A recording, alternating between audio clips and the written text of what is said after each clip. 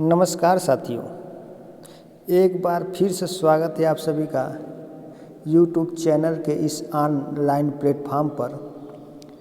आज की वीडियो के सेशन में दोस्तों हम लोग बिहार शिक्षक भर्ती परीक्षा 3.0 के TGT और जूनियर के सामाजिक विज्ञान विषय से संबंधित प्रैक्टिस मॉडल पर डिस्कस करेंगे। यह सामाजिक विज्ञान विषय का दूसरा प्रैक्टिस मॉडल है। आइए शुरुआत करते हैं। और हाँ दोस्तों, इस प्रैक्टिस मॉडल में सामाजिक विज्ञान विषय के कुल 80 प्रश्न होंगे। इस 80 प्रश्न में कुल 3 विषय हैं। 3 विषय में पहला आपका इतिहास, भूगोल और नागरिक शास्त्र।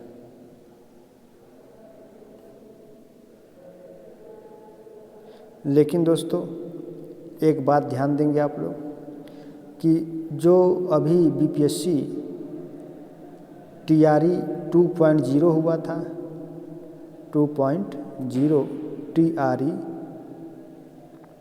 तो इसमें जूनियर और TGT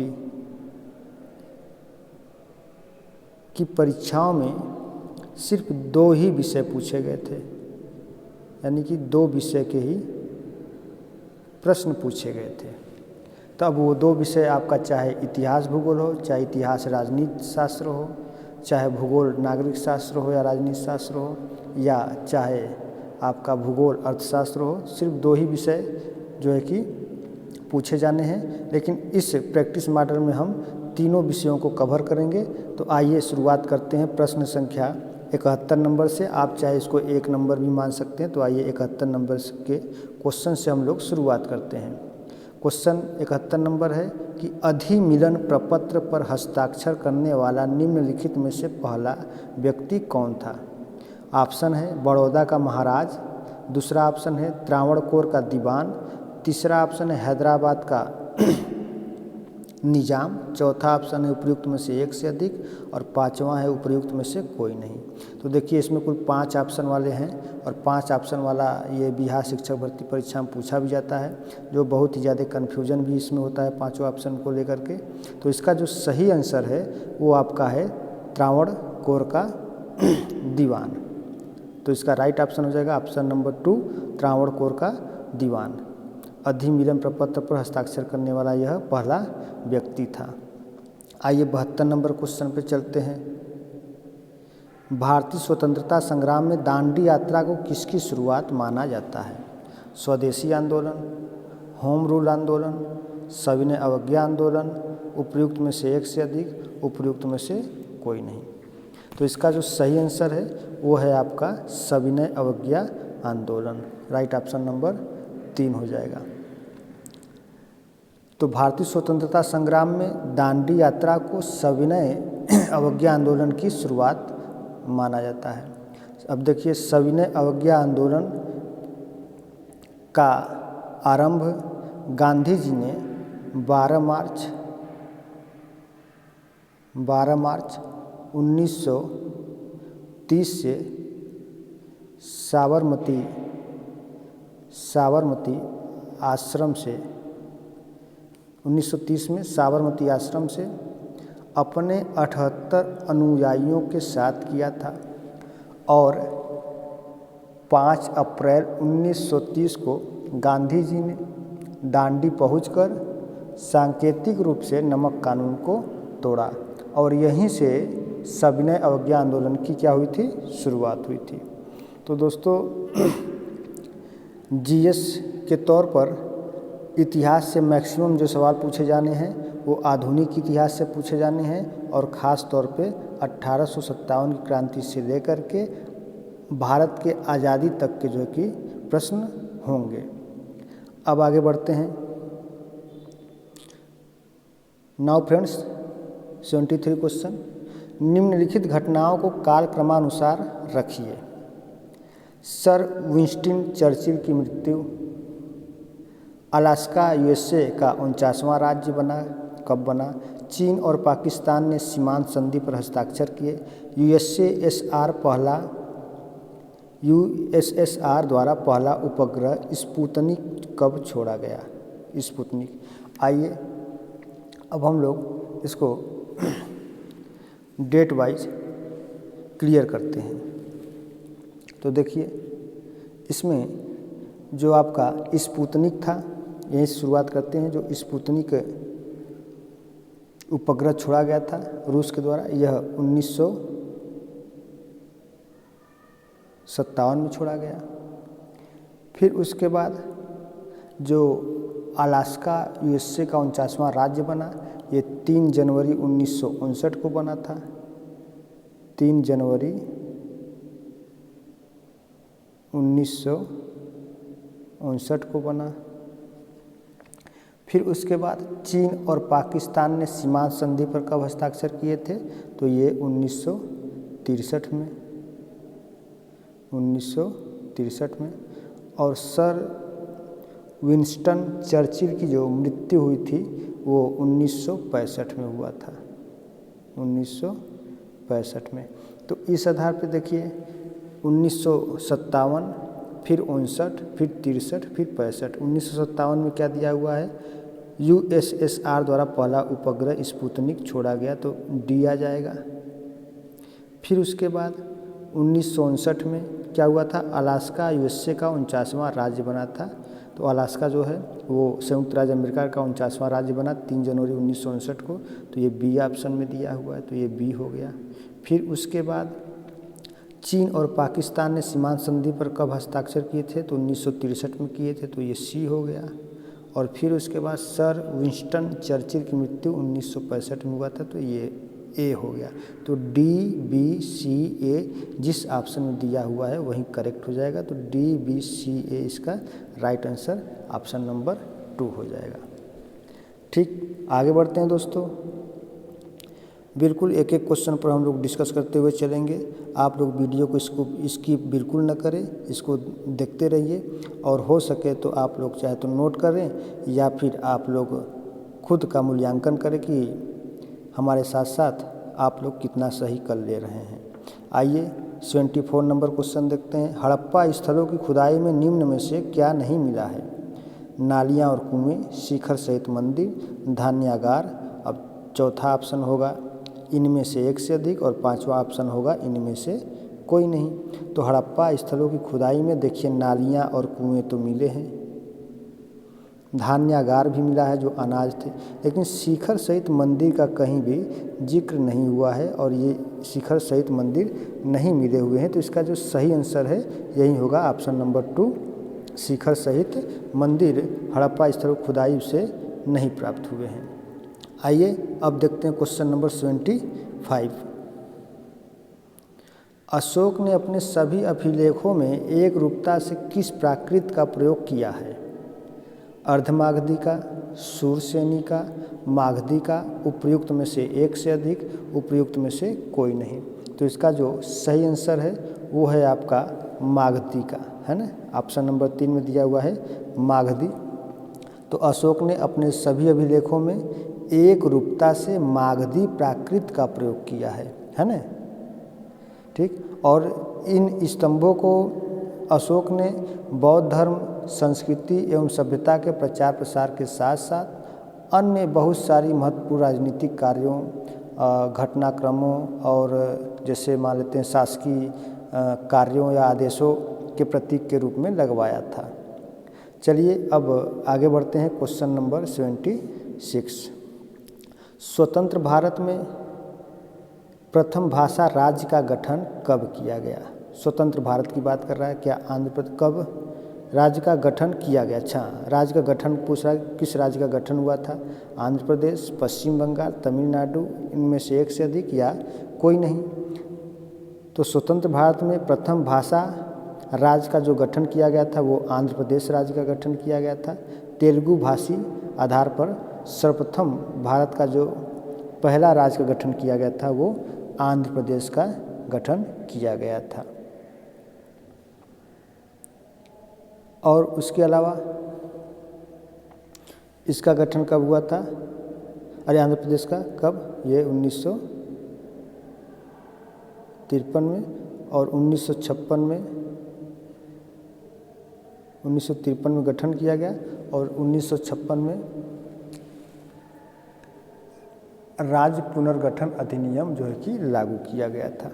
आइए अब 77 क्वेश्चन नंबर देखते हैं। निम्नलिखित में से किस राजपूत शासक ने प्रसिद्ध शहर भोपाल की स्थापना की थी? पृथ्वीराज चौहान ने, धर्मपाल ने, राजा भोज ने, इनमें से एक से अधिक या इनमें से कोई नहीं? तो भोपाल की जो स्थापना किया था वो राजा भोज ने भोपाल शहर को स्थापित किया था। इसके अलावा आप लोग ये भी जान लीजिए कि जो राजा भोज थे, है ना, इन्होंने बिहार में भोजपुर जिले को भी स्थापित किया था। इन्हीं के नाम पर ही भोजपुर जिला पड़ा और भोजपुर जिले से ही भोजपुरी भाषा का विकास हुआ है ना। भोजपुर से ही भोजपुरी भाषा का विकास हुआ है। अब आगे बढ़ते हैं दोस्तों। और हाँ, ये भी नोट कर लेंगे कि ये जो राजा भोज थे ये किस शासक वंश से संबंधित थे। तो ये जो है कि आपके जो मालवा है मध्य प्रदेश में, तो मालवा के परमार, है ना, मालवा के परमार वंश से संबंधित थे। आइए अब हम लोग देखते हैं क्वेश्चन नंबर 78। निम्नलिखित में से किस घटना ने ब्रिटिश ईस्ट इंडिया कंपनी को बंगाल सूबे का वास्तविक स्वामी बना दिया था? ऑप्शन है बक्सर की लड़ाई 1764, प्लासी की लड़ाई 1757, फर्रुखसियर का फरमान 1717, उपयुक्त में से एक से अधिक और इनमें से कोई नहीं। तो इसका जो सही आंसर है वो है आपकी बक्सर की लड़ाई सन 1764 ईस्वी।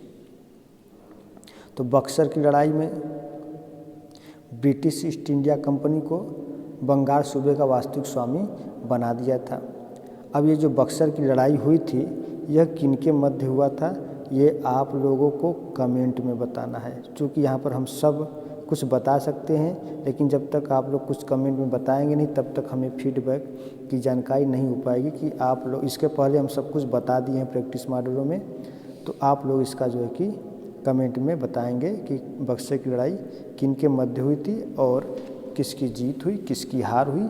चलिए अब हम लोग आगे बढ़ते हैं। क्वेश्चन नंबर 79 पे चलते हैं कि झेलम नदी के किनारे प्रसिद्ध वीतस्ता का युद्ध किन किन शासकों के बीच हुआ था? तो झेलम नदी के किनारे प्रसिद्ध वीतस्ता का युद्ध किन किन शासकों के मध्य हुआ था? आइए देखते हैं ऑप्शन यहाँ पे दिया हुआ है। ऑप्शन चंद्रगुप्त मौर्य और सेल्यूकस निकेटर, पोरस और सिकंदर, घनानंद और चंद्रगुप्त, उपयुक्त में से एक से अधिक, उपयुक्त में से कोई नहीं।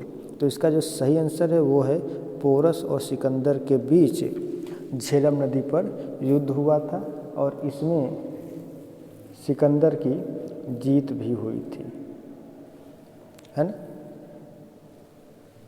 कब हुआ था ये युद्ध, क्या ध्यान में है आप लोग को? देखिए 326 ईसा पूर्व ये लड़ाई लड़ी गई थी झेलम नदी के तट पर। आइए अब आगे देखते हैं 80 नंबर क्वेश्चन। ब्रिटिश साम्राज्यवाद के दौरान भारत का आर्थिक अपवाह का सिद्धांत किसने प्रस्तुत किया था? आर्थिक अपवाह का सिद्धांत पूछा जा रहा है। W.C. बनर्जी ने, दादा भाई नौरोजी ने, गोपाल कृष्ण गोखले, उपयुक्त में से एक से अधिक, उपयुक्त में से कोई नहीं। तो इसका जो सही आंसर है ब्रिटिश साम्राज्यवाद के दौरान भारत का जो आर्थिक अपवाह का सिद्धांत था उसे दादा भाई नौरोजी ने प्रस्तुत किया था। नेक्स्ट क्वेश्चन 81 का देखते हैं। आधुनिक बिहार का निर्माता किसे माना जाता है? ऑप्शन है सच्चिदानंद सिन्हा, कुमार कालिका प्रसाद सिन्हा, सर गणेश सिंह, उपयुक्त में से एक से अधिक, उपयुक्त में से कोई नहीं। तो इसका जो सही आंसर है वो है आपका सच्चिदानंद सिन्हा। तो सच्चिदानंद सिन्हा को आधुनिक भारत का निर्माता कहा जाता है। और जो ये सच्चिदानंद सिन्हा थे, ये संविधान सभा के प्रथम बैठक जो हुई थी उसमें ये अस्थायी अध्यक्ष चुने गए थे और डॉक्टर राजेंद्र प्रसाद स्थायी अध्यक्ष भी चुने गए थे। और स्थायी अध्यक्ष चुनने के कारण इन्हें भारत का प्रथम राष्ट्रपति भी चुना गया था। इसके अलावा सच्चिदानंद सिन्हा ने पटना में ही पटना विश्वविद्यालय की स्थापना भी की और पटना विश्वविद्यालय में सच्चिदानंद सिन्हा लगभग 1936 से 1944 ईस्वी तक 1936 से 1944 ईस्वी तक ये क्या रहे हैं, कुलपति भी रहे हैं। कहाँ के रहे हैं, ये पटना विश्वविद्यालय के रहे हैं। और पटना विश्वविद्यालय को स्थापित करने में इनकी बहुत बड़ी भूमिका भी रही है। अब आगे आइए देखते हैं क्वेश्चन नंबर 82। निम्नलिखित व्यक्तियों का उनके उपनामों के साथ मिलान करना है। तो क्या उपनाम है, जयप्रकाश नारायण है, C.F. एंड्रूज है, दादा भाई नौरोजी हैं और लाला लाजपत राय हैं। तो आइए देखते हैं। सबसे पहले लाला लाजपत राय को ही देख लीजिए या दादा भाई नौरोजी को देख लीजिए। तो दादा भाई नौरोजी को grand old man of India के नाम से जाना जाता था। तो स का दूसरा, स में दूसरा हो गया। उसके बाद जयप्रकाश नारायण को, तो जयप्रकाश नारायण को किस नाम से जाना जाता था, तो इन्हें दीन बंधु के नाम से जाना जाता था। जयप्रकाश नारायण को दीन बंधु नहीं, हाँ जयप्रकाश नारायण को दीन बंधु नहीं, ये आपका तीसरा में आ जाएगा। ये लोकनायक के नाम से जाना जाता था। लाला लाजपत राय को किस नाम से जाना जाता था, तो लाला लाजपत राय को पंजाब केसरी के नाम से भी जानते थे। तो लाला लाजपत राय यहाँ पे आ गए, ये पंजाब केसरी हो गए। अब ये जो बच्चे एक C.F. एंड्रूज, इन्हें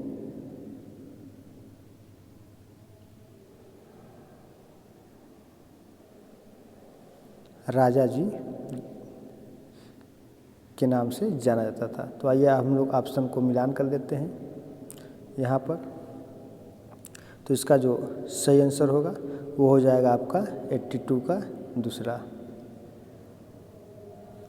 आइए अब आगे बढ़ते हैं हम लोग। एक बार फिर से हम लोग मिलान कर लेते हैं, हो सकता है कहीं भाई मिस्टेक हो गया हो।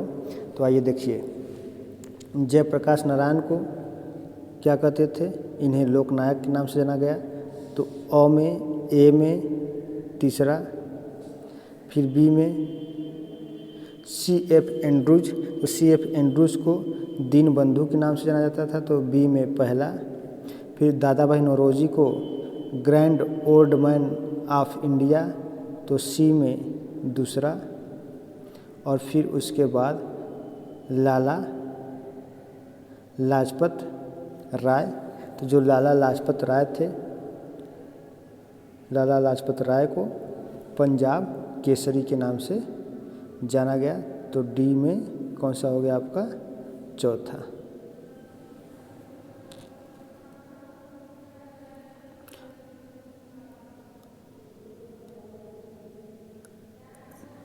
तो इस प्रकार इसका जो सही आंसर हुआ कौन सा हो गया आपका, ये दूसरा वाला हो जाएगा। आइए आगे बढ़ते हैं हम लोग क्वेश्चन नंबर 83 पे।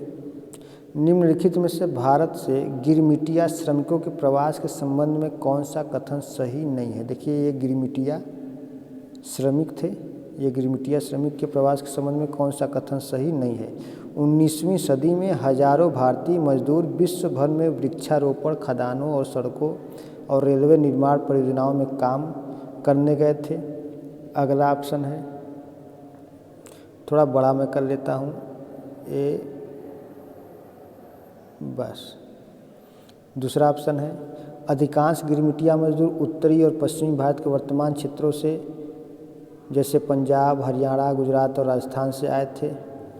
अनुबंधित नेटवर्क, जिसे अक्सर मजदूरों के लिए दास्ता की नई प्रणाली के रूप में वर्णित किया गया है, ने कैरेबियन द्वीप समूह, मॉरिशस, फिजी, सिलोन और मलाया जैसे स्थानों पर रहने और काम करने के सबसे दयनीय और भयानक स्थिति पाई गई।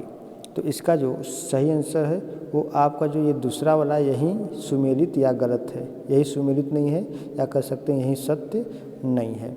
तो जो गिरमिटिया समुदाय के लोग थे, ये गिरमिटिया समुदाय जो थे ये पूर्वी उत्तर प्रदेश, कहाँ से, पूर्वी उत्तर प्रदेश, पूर्वी यूपी, बिहार, मध्य भारत, या इसे आप मध्य प्रदेश भी कह सकते हैं। मध्य भारत जैसे महाराष्ट्र हो गया, मध्य प्रदेश हो गया, ये हो गया मध्य भारत में। और तमिलनाडु है ना, तमिलनाडु के क्षेत्रों से आए हुए थे। लेकिन यहाँ पर क्या दिया हुआ है आपका कि पश्चिमी भारत के वर्तमान क्षेत्रों जैसे पंजाब, हरियाणा, गुजरात और राजस्थान से आए थे, तो यही गलत है, बाकी सभी सत्य हैं। अब आइए आगे देखते हैं 84 नंबर क्वेश्चन। राज्य प्रतीक के फलक के नीचे देवनागरी लिपि में उत्कीर्ण शब्द सत्यमेव जयते निम्नलिखित में से किस उपनिषद से लिए गए हैं? छंदोग्य, मुंडक, मांडुक्य, उपयुक्त में से एक से अधिक, उपयुक्त में से कोई नहीं। तो इसका जो सही आंसर है वो है आपका मुंडक, या इसको आप कहेंगे मुंडक या मुंडकोपनिषद। आइए अब आगे बढ़ते हैं 85 नंबर। अंग्रेजों ने भारत में रेलवे किस उद्देश्य से शुरू किए?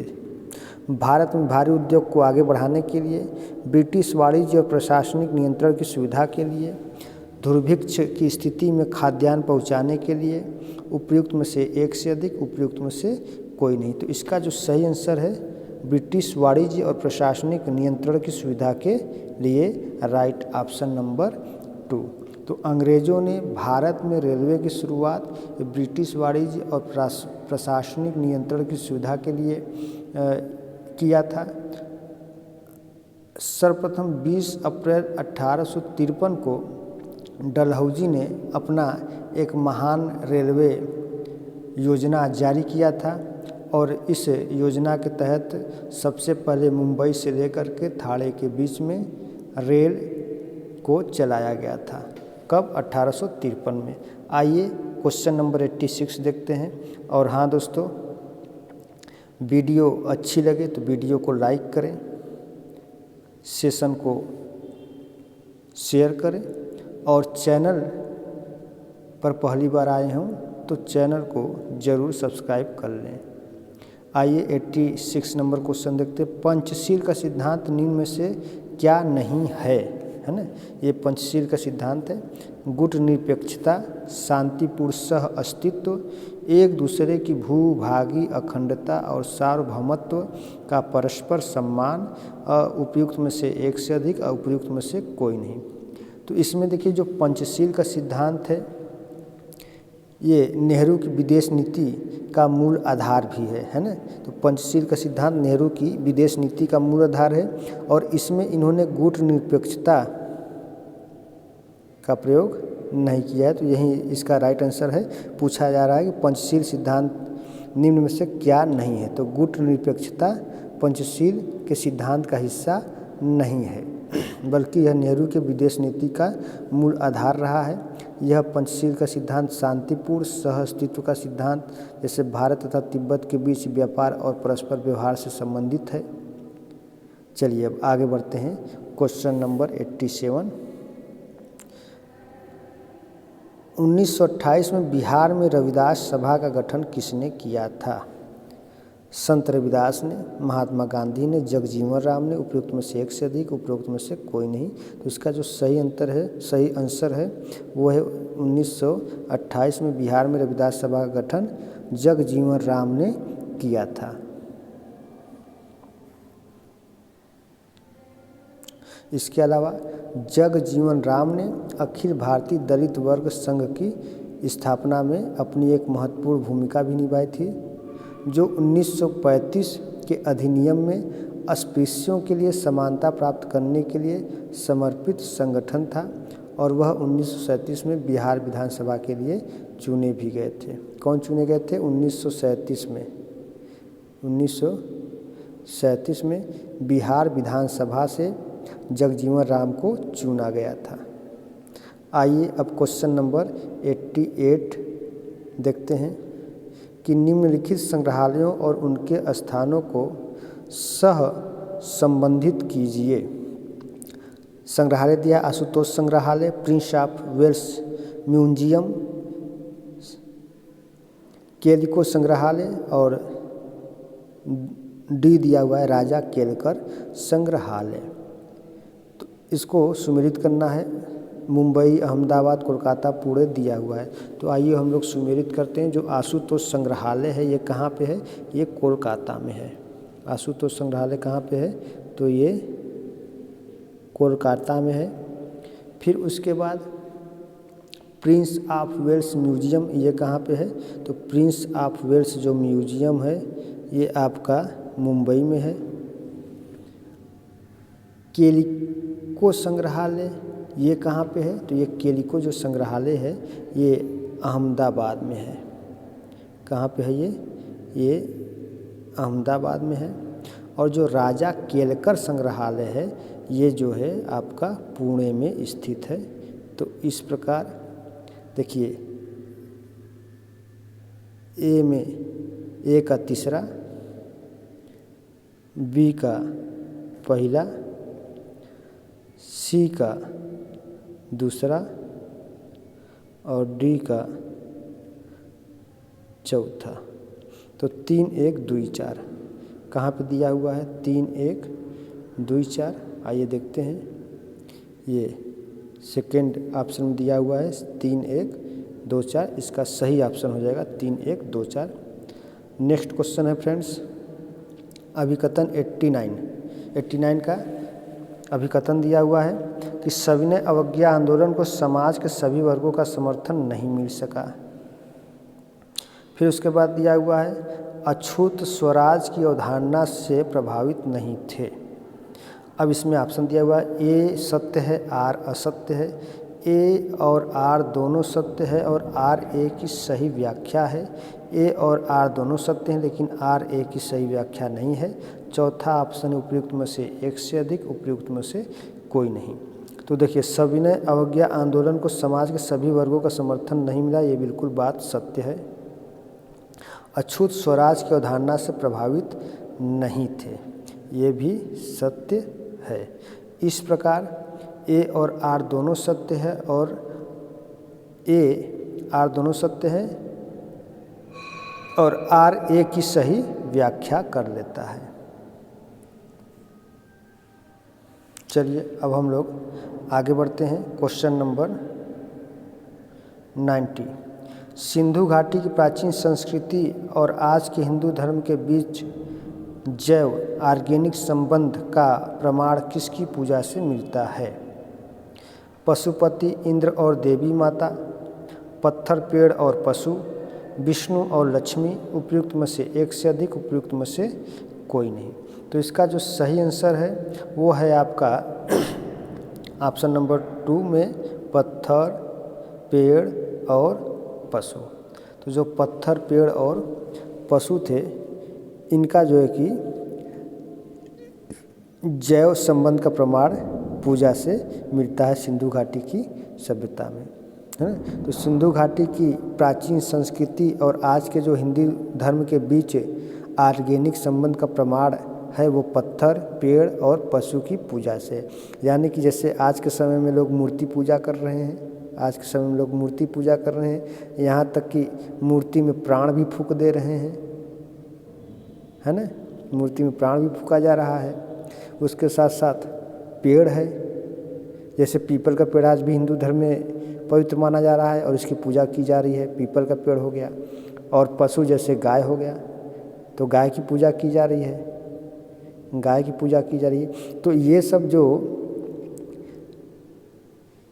पूजन के जो ये विधियाँ मिली हुई हैं ये सिंधु घाटी की सभ्यता में भी मिली गई हैं, पाई गई हैं। कुछ अवशेष ऐसे प्राप्त हुए हैं जिनसे यह साक्ष्य मिलता है कि उस समय भी मूर्ति पूजा, पीपल और मूर्ति पूजा, पेड़ की पूजा और पशु की पूजा की जाती थी। चलिए आगे बढ़ते हैं हम लोग 91 का। शास्त्रीय नृत्यों के संदर्भ में निम्न में से कौन सा कथन सत्य है? कथकली कथक शैली का शास्त्रीय रूप है। कथक शैली को शास्त्रीय नृत्य के रूप में मान्यता केवल स्वतंत्रता प्राप्ति के पश्चात मिली। देखिए पूछ रहा है कि कौन सा कथन सत्य है, तो कथकली कथक शैली का शास्त्रीय रूप है, तो ये गलत है। कथकली अलग है, कथक अलग है। कथकली अलग है और कथक अलग है। कथकली कहाँ? ये केरल में है। कथकली कहाँ? ये केरल में है। और कथक कहाँ है? यूपी में। कथक शैली को शास्त्रीय नृत्य के रूप में मान्यता केवल स्वतंत्रता प्राप्ति के पश्चात मिली। जी नहीं, इसको पहले मिल चुकी थी। उसके बाद ऑप्शन है शास्त्रीय नृत्यों के 8 मान्य रूप हैं। ये बिल्कुल सही है और उपयुक्त में से एक से अधिक, उपयुक्त में से कोई नहीं। तो जो ये शास्त्रीय नृत्य हैं, है ना, शास्त्रीय नृत्य के कुल 8 मान्य रूप हैं। देखिए कौन कौन सा है मैं यहाँ पर बता दे रहा हूँ, आप लोग नोट भी कर लीजिएगा। तो सबसे पहले आप देखिए, तो जैसे हो गया, मान लेते हैं एक हो गया भारत नाट्यम। तो ये जो भारत नाट्यम है ये कहाँ पर है?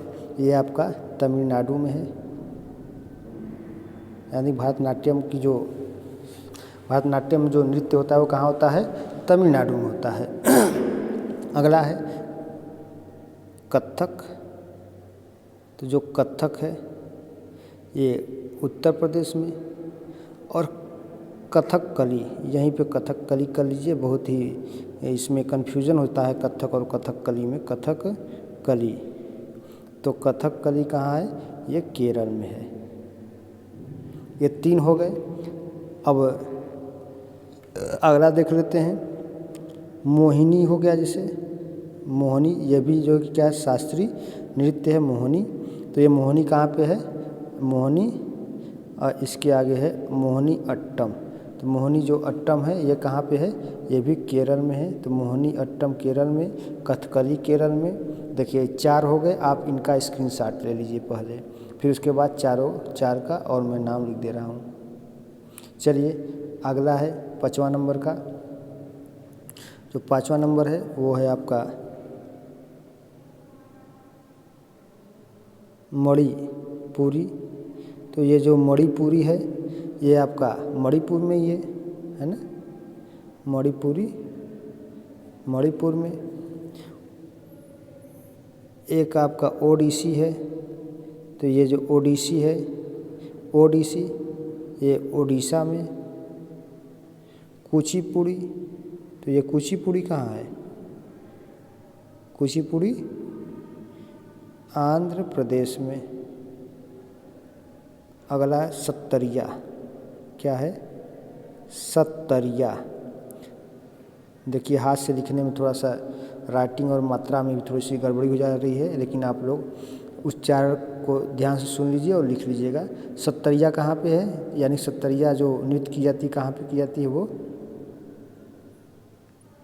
असम में की जाती है। नाउ फ्रेंड्स, नेक्स्ट क्वेश्चन देखते हैं हम लोग अब 92। यहाँ पे दिया हुआ है 92। निम्न में से किसने गाड़ी पर बम फेंका था, यह मानकर कि उसमें मुजफ्फरपुर के न्यायाधीश किंग्सफोर्ड बैठे थे? है ना, मुजफ्फरपुर के न्यायाधीश किंग्सफोर्ड बैठे थे। लाला लाजपत राय और अजीत सिंह, विपिन चंद्र पाल और अरविंद घोष। उसके बाद है खुदीराम बोस और प्रफुल्ल चाकी। चौथा ऑप्शन है उपयुक्त में से एक से अधिक, उपयुक्त में, फिर उसके बाद 5वां ऑप्शन है उपयुक्त में से कोई नहीं। तो मुजफ्फरपुर के न्यायाधीश किंग्सफोर्ड पर बम जो फेंका गया था वो खुदीराम बोस और प्रफुल्ल चाकी के द्वारा फेंका गया था, लेकिन उसमें किंग्सफोर्ड बैठे नहीं थे, कोई और बैठा था। इन लोग को कन्फ्यूजन हो गया कि किंग्सफोर्ड ही बैठे हैं, तो उसी पर बम फेंक दिए थे। क्या हुआ था दरअसल कि 30 अप्रैल 1908 को बिहार के मुजफ्फरपुर जिले के न्यायाधीश किंग्सफोर्ड की हत्या करने के उद्देश्य से खुदीराम बोस और प्रफुल्ल चाकी ने उनकी गाड़ी पर बम फेंका। क्यों फेंका था? क्योंकि किंग्सफोर्डवा जो था ये साला बहुत हरामी था। ये चोरी हो जाए या कुछ और छोटी छोटी अपराधों को भी ये क्या करता था कि बड़ी बड़ी सजाएं देता था, यहाँ तक कि वो फांसी भी दे देता था।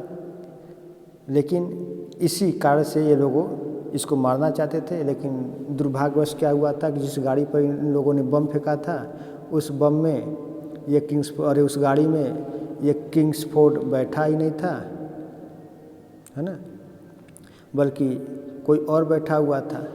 फिर बाद में क्या हुआ था कि इन लोगों को धर पकड़ लिया गया। जब ये लोग धरा गए, पकड़ा गए, तो उसके बाद क्या हुआ था कि पकड़ाने के बाद जो प्रफुल्ल राय थे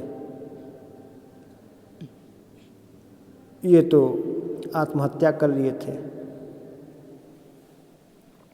चलिए अब हम लोग आगे बढ़ते हैं। 93 क्वेश्चन देखते हैं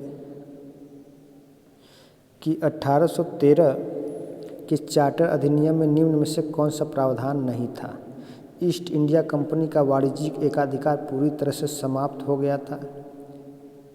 देखिए जो ईस्ट इंडिया का, अच्छा आगे हम लोग बढ़ते हैं। इस अधिनियम ने ब्रिटिश भारत पर क्राउन की संप्रभुता को स्पष्ट रूप से व्यक्त किया। कंपनी का कर्ज कम किया जाना था और लाभांश 10.5% प्रति वर्ष तय किया गया था। उपयुक्त में से एक से अधिक है, उपयुक्त में से कोई नहीं। तो इसका जो सही आंसर है वो आपका कह रहा है कि 1813 के चार्टर अधिनियम में कौन सा प्रावधान नहीं था। ये देखिए नहीं था, तो ये है। अब बचा ये कि ईस्ट इंडिया कंपनी का वाणिज्यिक एकाधिकार पूरी तरह से समाप्त हो गया था। जी हाँ, जो वाणिज्यिक अधिकार था वो समाप्त तो कर दिया गया था, लेकिन ये कह रहा है कि पूरी तरह से, तो ये पूरी तरह से नहीं समाप्त किया गया था, बल्कि चाय और चीन के व्यापार को जो है कि चालू रहने दिया गया था। तो इस प्रकार जो 93 का पहला ऑप्शन है यही सही नहीं है। आइए नेक्स्ट क्वेश्चन चलते हैं। 94 नंबर। 1833 के चार्टर अधिनियम के प्रावधानों के अनुसार भारतीय कानूनों का संकलन करने, संहिताबद्ध करने और सुधारने के लिए एक विधि आयोग का गठन किसकी अध्यक्षता में किया गया था? है ना, लॉर्ड बेंटिंक की अध्यक्षता में, या राजा राम मोहन राय की अध्यक्षता में, लॉर्ड मैकाले की अध्यक्षता में, उपयुक्त में से एक से अधिक, उपयुक्त में से कोई नहीं। तो इसका जो सही आंसर है वो है आपका लॉर्ड मैकाले की अध्यक्षता में, ऑप्शन नंबर 3। तो 1833 के चार्टर अधिनियम के प्रावधानों के अनुसार भारतीय कानूनों का संकलन करने और उन्हें संहिताबद्ध करने और सुधारने के लिए लॉर्ड मैकाले की अध्यक्षता में एक आयोग का गठन किया गया था, जिसे लॉर्ड मैकाले ने किया था। फिर इस अधिनियम या जो चार्टर अधिनियम 1833 के द्वारा बंगाल का गवर्नर जनरल भारत का गवर्नर जनरल भी बन गया, और भी बहुत सारी इसमें चीज़ें थी। और भारत के गवर्नर जनरल की परिषद में एक विधि पार्षद की नियुक्ति की गई थी, और मैकाले उस समय पहला विधि पार्षद भी बना। चलिए नेक्स्ट क्वेश्चन है फ्रेंड्स 95।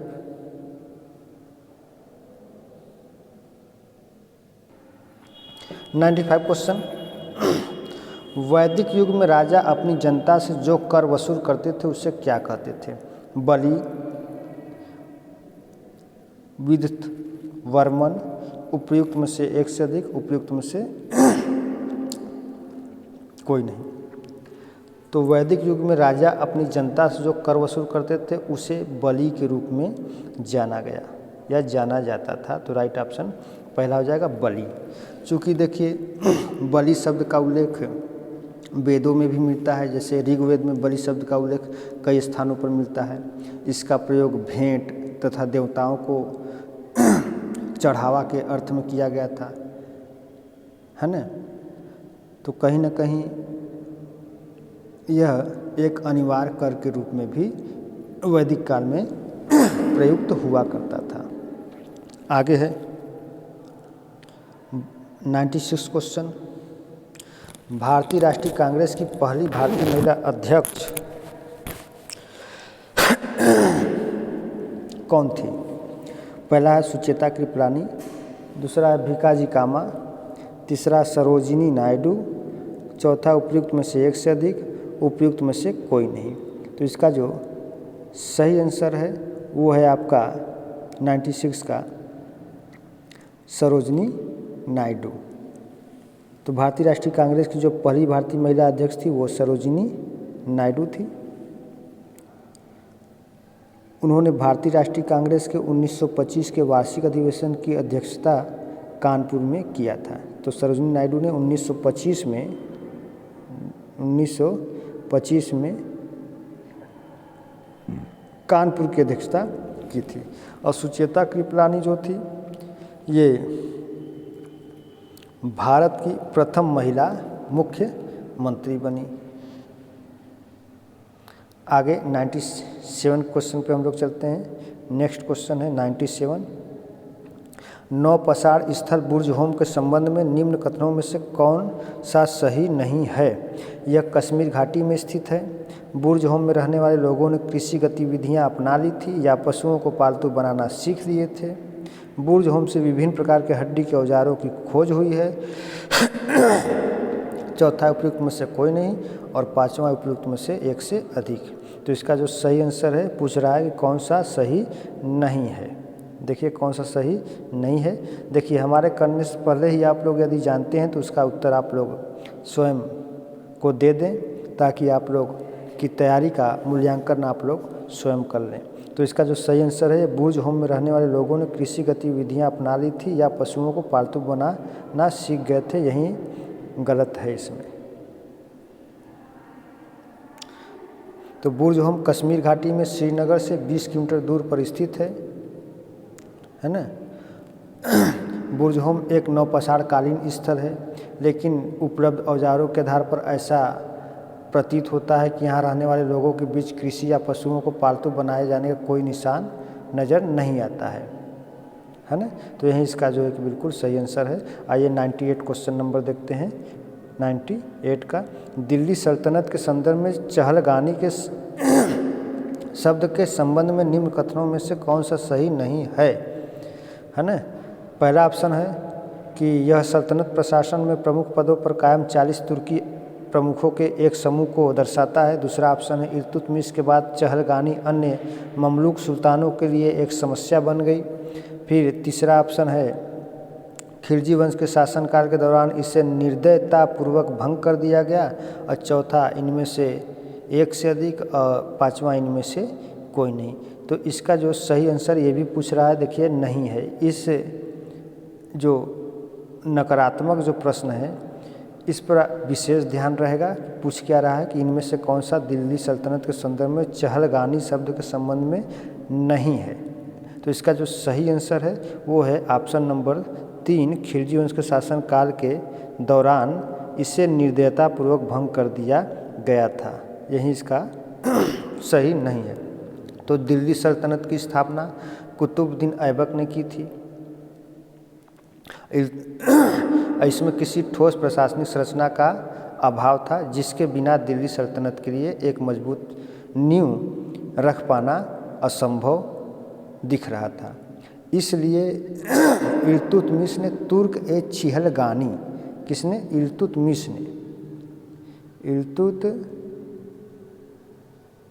ने तुर्क-ए-चहलगानी की स्थापना की और ये लगभग 40 तुर्की अधिकारी इसमें थे।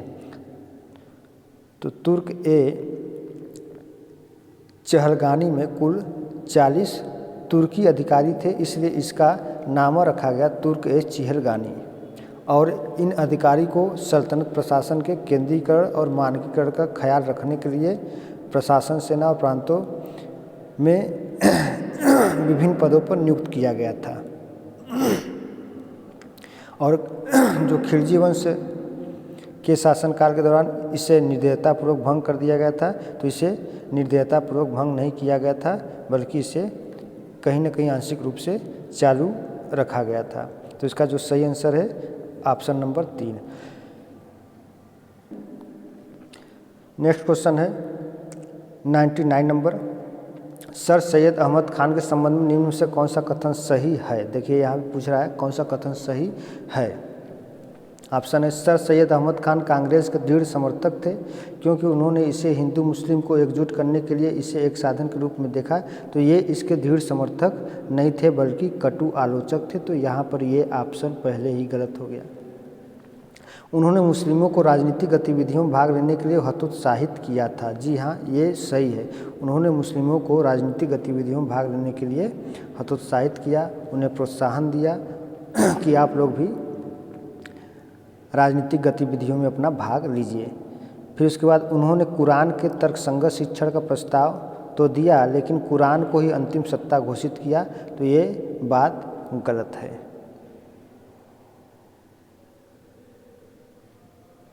तो इसका जो सही आंसर है ऑप्शन नंबर 2, उन्होंने मुस्लिमों को राजनीतिक गतिविधियों में भाग लेने के लिए हतोत्साहित किया था।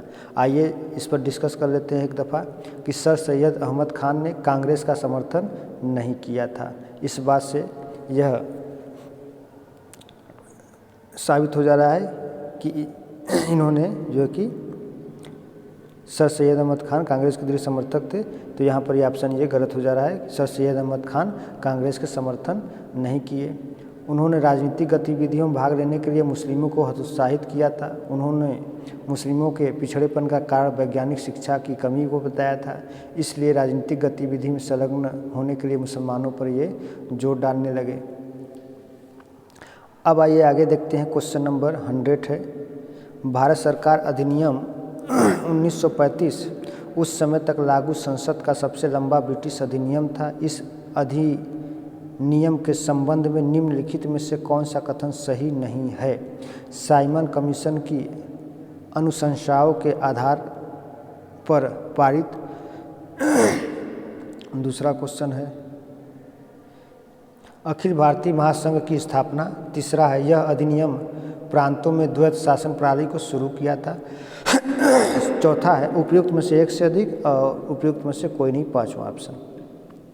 तो इसका जो सही आंसर है यह अधिनियम प्रांतों में द्वैत शासन प्रणाली को शुरू किया था। यही इसका सही आंसर होगा ऑप्शन नंबर 3। यह अधिनियम प्रांतों में द्वैत शासन प्रणाली को शुरू नहीं किया था, है ना। क्वेश्चन क्या पूछा जा रहा है यहाँ पे? क्वेश्चन ये है कि कौन सा कथन सही नहीं है। यहाँ पे देखिए कौन सा कथन सही नहीं है। तो यहीं पर ये जो तीसरा ऑप्शन है आपका, यही बिल्कुल सही नहीं है कि यह अधिनियम प्रांतों में द्वैत शासन प्रणाली को शुरू किया था। यह अधिनियम प्रांतों में द्वैत शासन प्रणाली को हटा दिया था और केंद्र में द्वैत शासन प्रणाली को लागू किया था। तो भारत शासन अधिनियम 1935 ब्रिटिश भारतीय प्रांत एवं रियासतों को मिलाकर ऑल इंडिया फेडरेशन की स्थापना का प्रस्ताव रखा गया था। इस अधिनियम ने केंद्र में द्वैत शासन प्रणाली की शुरुआत की। संघीय विषय को 2 श्रेणियों में विभाजित किया था, एक आरक्षित और दूसरा हस्तांतरित, और इसी के तहत एक संघीय न्यायालय की स्थापना का भी प्रावधान किया गया था। आइए 101 क्वेश्चन को देखते हैं। सीमेंट उद्योग चूना, पत्थर, कोयला और जिप्सम जैसे कच्चे माल का उपयोग करता है। सीमेंट के उत्पादन के लिए पर्याप्त बिजली के साथ इन कच्चे माल की उपलब्धता के कारण निम्नलिखित में से कौन सा राज्य उपयुक्त वातावरण प्रदान करता है? तो देखिए सीमेंट उद्योग है, चूना पत्थर है, कोयला है, जिप्सम है, कच्चे माल का उपयोग करता है। सीमेंट के उत्पादन के लिए पर्याप्त बिजली के साथ इन कच्चे माल की उपलब्धता के कारण निम्न में से कौन सा राज्य उपयुक्त वातावरण प्रदान करता है? मिजोरम, मेघालय, मणिपुर। उपयुक्त में से एक से अधिक, उपयुक्त में से कोई नहीं। तो इन पांचों में जो सही आंसर होगा वो आपका मेघालय राज्य हो जाएगा, क्योंकि मिजोरम और मणिपुर ये प्रायद्वीपीय भारत के हिस्से नहीं है, जिसमें ये जो मेघालय है प्रायद्वीपीय भारत का हिस्सा है। तो मेघालय में कोयला, चूना, पत्थर, सिलेमेनाइट, लौह अयस्क, यूरेनियम यूरेनियम नहीं कह सकते, यूरेनियम तो केरल वेरल में, थोरियम केरल में पाया जाता है। आदि जैसे समृद्ध खनिज संसाधन है उपलब्ध हैं, चूँकि यह प्रायद्वीपीय भारत का हिस्सा भी है। और इसके साथ साथ मेघालय के दक्षिणी भाग में पूर्व में जयंती पहाड़ी से लेकर पश्चिम में गारो पहाड़ियों तक अच्छी गुणवत्ता वाले चूना पत्थर के विशाल भंडार पाए जाते हैं, जो राज्य को एक बड़े खनन और सीमेंट आधारित उद्योग को विकसित करने में बहुत ही सहायक सिद्ध हुए हैं। इसके अलावा जो मेघालय है, मेघालय में ही चेरापूंजी में मासिनराम है। तो इस मासिनराम में विश्व का सर्वाधिक वर्षा भी होता है। और यहाँ पे 3 पहाड़ियाँ हैं। यहाँ पे देखिए गारो, खासी और जयंती। तो गारो, खासी, जयंती, तो इसी खासी पहाड़ी के आसपास ही मासिनराम है और इसी जगह सर्वाधिक वर्षा होती है। तो बीच में खासी है और पश्चिम में जो है गारो है और पूर्व में क्या है, जयंती है। आगे बढ़ते हैं, क्वेश्चन नंबर 102 पे चलते हैं। सौरमंडल के 4 सबसे विशाल ग्रह अवरोही क्रम में हैं। तो अवरोही क्रम में सौरमंडल के 4 विशाल ग्रह बताना है। अवरोही का मतलब घटते क्रम में और आरोही का मतलब बढ़ते क्रम में। तो सबसे बड़ा ग्रह कौन सा है, बृहस्पति है। तो देखिए ये तीसरा ऑप्शन तो हटा ही दीजिए आप। अब बृहस्पति के बाद सीधा शनि आएगा, फिर यूरेनस आएगा और नेपच्यून आएगा। तो यही इसका सही ऑप्शन हो जाएगा। तो सौरमंडल के 4 सबसे विशाल ग्रह हैं, जिसको बृहस्पति, शनि, अरुण और वरुण कहेंगे। इसके अलावा इन ग्रहों को हम बाह्य ग्रह भी कहते हैं। क्या कहते हैं, बाह्य ग्रह भी कहते हैं। और इसके अलावा इसे हम जोवियन ग्रह के नाम से भी जानते हैं। इसे क्या कहते हैं, जोवियन ग्रह भी कहते हैं। और इसे गैसी रूप वाली गैस भी कहते हैं, गैसीय रूप वाली ग्रह कहते हैं, गैसीय रूप वाली ग्रह कहते हैं। और इसके अलावा जो बुध है, शुक्र है, पृथ्वी है, मंगल है, तो इन चारों को आंतरिक ग्रह कहते हैं और इन्हें पार्थिव ग्रह के नाम से भी जाना जाता है। इन्हें चट्टानी ग्रह भी कहते हैं, क्योंकि इन चारों जो आंतरिक ग्रह हैं, इन चारों का जो है कि जो संरचना है वो ठोस चट्टानों से मिलकर के बनी हुई है, इसलिए इन्हें हम चट्टानी ग्रह या पार्थिव ग्रह भी कहते हैं। आइए दोस्तों क्वेश्चन नंबर 103 पर चलते हैं।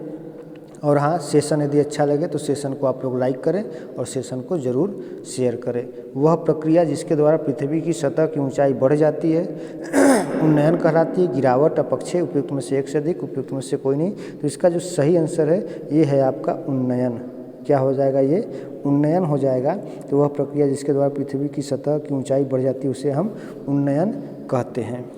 अपक्षय क्या होता है, किसी भी चट्टान का अपने ही जगह पर उसमें जो है कि टूट फूट की क्रिया होना अपक्षय कहलाती है। और चूँकि अपक्षय एक स्थैतिक क्रिया है और इसके विरुद्ध एक और क्रिया होती है जिसे हम अपर्दन कहते हैं। और अपर्दन एक गतिशील क्रिया है। इसमें क्या होता है कि टूटे हुए चट्टानों का एक स्थान से दूसरे स्थान तक क्या होता है, स्थानांतरण होता रहता है।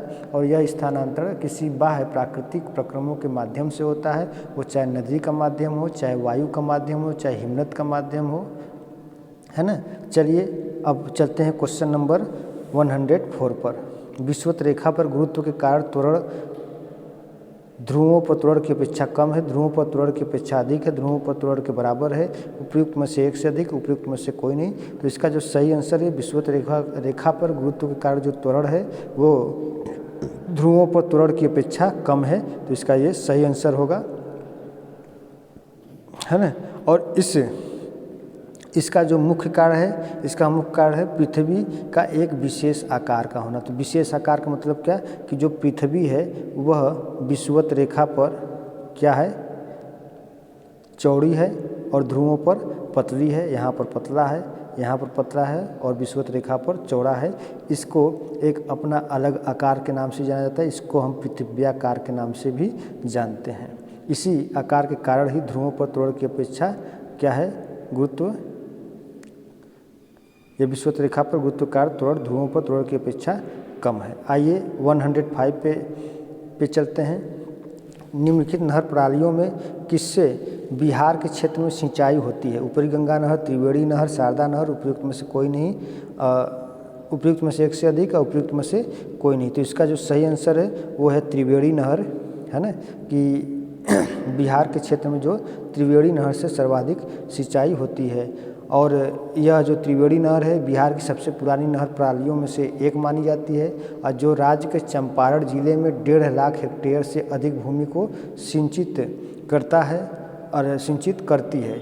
इस नहर को गंडक नदी के जल से क्या किया जाता है, संपोषित किया जा रहा है। आइए 106 क्वेश्चन देखते हैं। दक्षिण अमेरिका की अमेजन द्रोणी के भूमध्यरेखीय वनों को क्या कहा जाता है?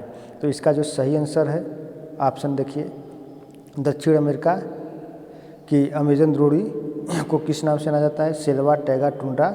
उपयुक्त में से एक से अधिक, उपयुक्त में से कोई नहीं, तो इसका सही आंसर है सेल्वा। तो दक्षिण अमेरिका के अमेजन द्रोणी के भूमध्यरेखीय वनों को सेल्वा वन कहा जाता है। सेल्वा एक प्रकार का उष्णकटिबंधीय वर्षा वन है जो सदैव हरे भरे रहते हैं। और जो आपका टैगा है और टुंड्रा है, तो ये टैगा वन है और ये टुंड्रा वन है। ये ध्रुवीय क्षेत्रों में पाए जाने वाले वन होते हैं। आइए नेक्स्ट क्वेश्चन देखते हैं 107। निम्न में से वह शहर कस्बा कौन सा है जो सबसे अधिक उत्तरी अक्षांश पर स्थित है? पटना है, इलाहाबाद है, पंचमढ़ी है। तो इन सभी को जो है कि आपको बताना है कि इनमें से कौन सा शहर सर्वाधिक उत्तरी अक्षांश पर स्थित है। तो दिए गए विकल्पों में से इनमें से जो पटना है यह सर्वाधिक उत्तरी अक्षांश पर स्थित है। पटना का जो अक्षांशीय विस्तार है वो 25 डिग्री 36 मिनट उत्तरी अक्षांश पर है।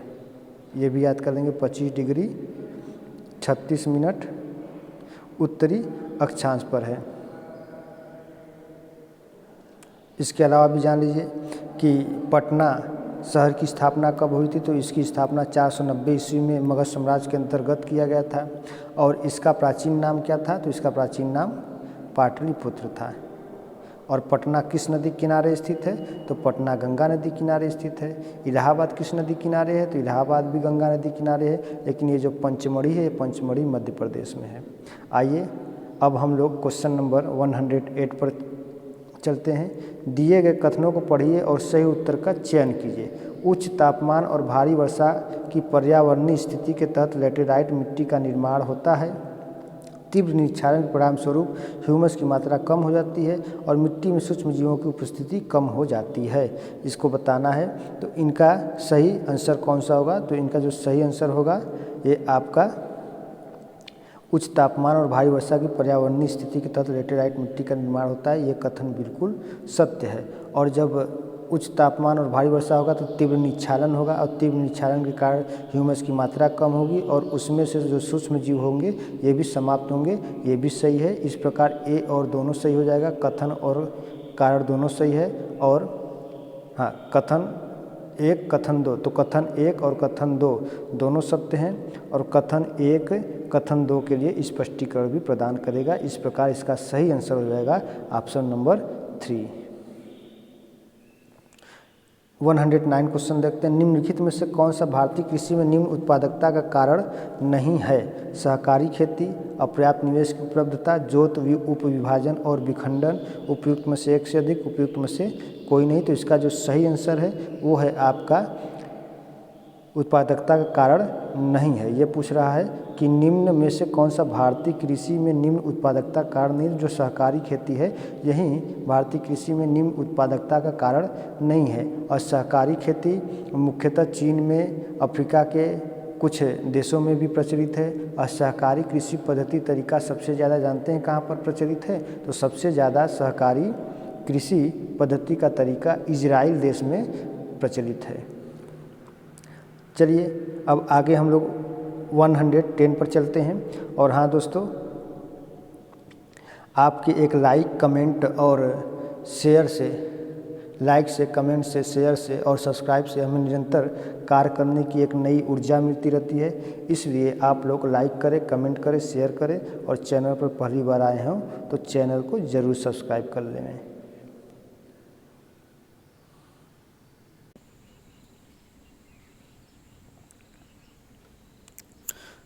Question number 110।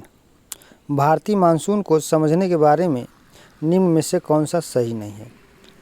ऑप्शन है भारतीय भूमि द्रव्यमान पर कम दबाव और समुद्र पर अपेक्षाकृत उच्च दबाव। दूसरा ऑप्शन है ग्रीष्म ऋतु में मानसून का खिसकना। तीसरा ऑप्शन है तिब्बती पठार पर उच्च दाब का बनना, उपयुक्त में से एक से अधिक, उपयुक्त में से कोई नहीं। तो इसका जो सही आंसर होगा, क्वेश्चन को ध्यान से पढ़िए। देखिए कह रहा है कि भारतीय मानसून को समझने के बारे में निम्न में से कौन सा सही नहीं है। तो इसमें देखिए जो पहला ऑप्शन दिया हुआ है, भारतीय भूमि द्रव्यमान पर कम दबाव और समुद्र पर अपेक्षाकृत उच्च दबाव, ये तो आपका सही है। ग्रीष्म ऋतु में मानसून का खिसकना, ये भी जो है कि भारतीय मानसून को समझने में सहायक है। और तीसरा है तिब्बती पठार पर उच्च दाब का बनना, तो यही जो है यहाँ पर ये गलत दिया हुआ है तीसरा ऑप्शन कि तिब्बती पठार पर उच्च दाब का बनना। क्या होता है कि ग्रीष्म ऋतु के समय में तिब्बती पठार बहुत ही अधिक मात्रा में ऊष्मा को प्राप्त करता है और ऊष्मा प्राप्ति कार्य यह बहुत अधिक तपने लगता है और परिणाम स्वरूप क्या होता है कि यहाँ पर उच्च तापमान होता है और निम्न वायु दाब का विकास होता है। लेकिन यहाँ पर दिया है उच्च दाब का बनना, तो यहीं पर ये तीसरा ऑप्शन ही इसमें यह सहायक नहीं है। आइए क्वेश्चन नंबर 111 देखते हैं। निम्नलिखित में से किस वैज्ञानिक ने यह सिद्ध किया कि सूर्य के चारों ओर प्रत्येक नक्षत्र का मार्ग दीर्घवृत्ताकार है? ऑप्शन है केपलर ने, दूसरा ऑप्शन है गैलीलियो ने, तीसरा ऑप्शन है उपयुक्त में से एक से अधिक, चौथा है उपयुक्त में से कोई नहीं। तो इसका जो सही आंसर है वो होगा ऑप्शन नंबर 1 केपलर। तो केपलर ने ग्रहों से संबंधित कुछ नियम दिए थे और केपलर के प्रथम नियम के अनुसार, यानी कि जो प्रथम नियम था वो ग्रहों के कक्षा के नियम से संबंधित था और इन्होंने बताया था कि सूर्य के केंद्र बिंदु में रहने वाला प्रत्येक ग्रह दीर्घवृत्तीय कक्षा में सूर्य की परिक्रमा करता है और गुरुत्वाकर्षण बल के विपरीत प्रभाव के परिणाम स्वरूप कक्ष का आकार दीर्घवृत्ताकार हो जाता है। और सूर्य के चारों ओर परिक्रमा करने वाले कक्षों के लिए केपलर के नियम की व्युत्पत्ति की गई थी, लेकिन यह नियम उपग्रह कक्षों पर भी लागू हो जाता है। आइए नेक्स्ट क्वेश्चन देखते हैं। क्वेश्चन नंबर 112, निम्नलिखित में से कौन सा कथन भारत के समुद्री बंदरगाहों के बारे में सही नहीं है? ऑप्शन इस प्रकार है दोस्तों, आइए देखिए। विशाखापत्तनम सबसे गहरा भूमि बंद और अच्छी तरह से विकसित बंदरगाह है। दूसरा, चेन्नई एक अंतर्देशीय नदी बंदरगाह है। तीसरा ऑप्शन है मुंबई विशालतम प्राकृतिक और अच्छी तरह से विकसित बंदरगाह वाला सबसे बड़ा बंदरगाह है। और चौथा ऑप्शन है उपयुक्त में से एक से अधिक और पांचवा है उपयुक्त में से कोई नहीं। क्वेश्चन है कि कौन सा कथन भारत के समुद्री बंदरगाहों के बारे में सही नहीं है? यहाँ पे दिया है सही नहीं है। तो इसमें जो चेन्नई एक अंतर्देशीय नदी बंदरगाह है यही सही नहीं है। बाकी पहला ऑप्शन सही है और तीसरा ऑप्शन भी सही है, जो दूसरा ऑप्शन है यही सही नहीं है। चेन्नई देश के सबसे पुराने कृत्रिम बंदरगाहों में से एक है। यह व्यापार और कार्गो की ढुलाई के मामले में मुंबई के बाद दूसरे स्थान पर आता है। इसके अलावा 7516.6 किलोमीटर की लंबी तट रेखा के साथ भारत में कुल 12 प्रमुख और 200 से अधिक लघु मध्यवर्ती बंदरगाह हैं। ये प्रमुख बंदरगाह भारत के 95% विदेशी व्यापार को संचालित करते हैं। आइए अब क्वेश्चन नंबर हम लोग देखते हैं 113। बिहार में उत्पादन की दृष्टि से चावल के बाद दूसरा फसल है। गेहूं है, मक्का है, चना है, उपयुक्त में से एक से अधिक है, उपयुक्त में से कोई नहीं है। तो बिहार में उत्पादन की दृष्टि से चावल के बाद दूसरी जो फसल है वो गेहूं है। तो इसका सही ऑप्शन हो जाएगा ऑप्शन नंबर 1 गेहूं। तो उत्पादन की दृष्टि से बिहार में प्रथम स्थान पर क्या है? चावल है और द्वितीय स्थान पर क्या है? गेहूं है। जबकि तृतीय स्थान पर कौन सा है? तृतीय स्थान पर कौन सा है आप लोग कमेंट में बताइए। चलिए मैं बता दे रहा हूँ। ये तृतीय स्थान पर क्या है आपका? ये मक्का है।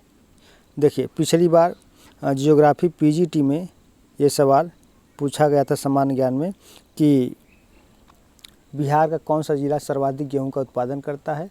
तो इसका आंसर आप लोग कमेंट में ज़रूर बताएंगे।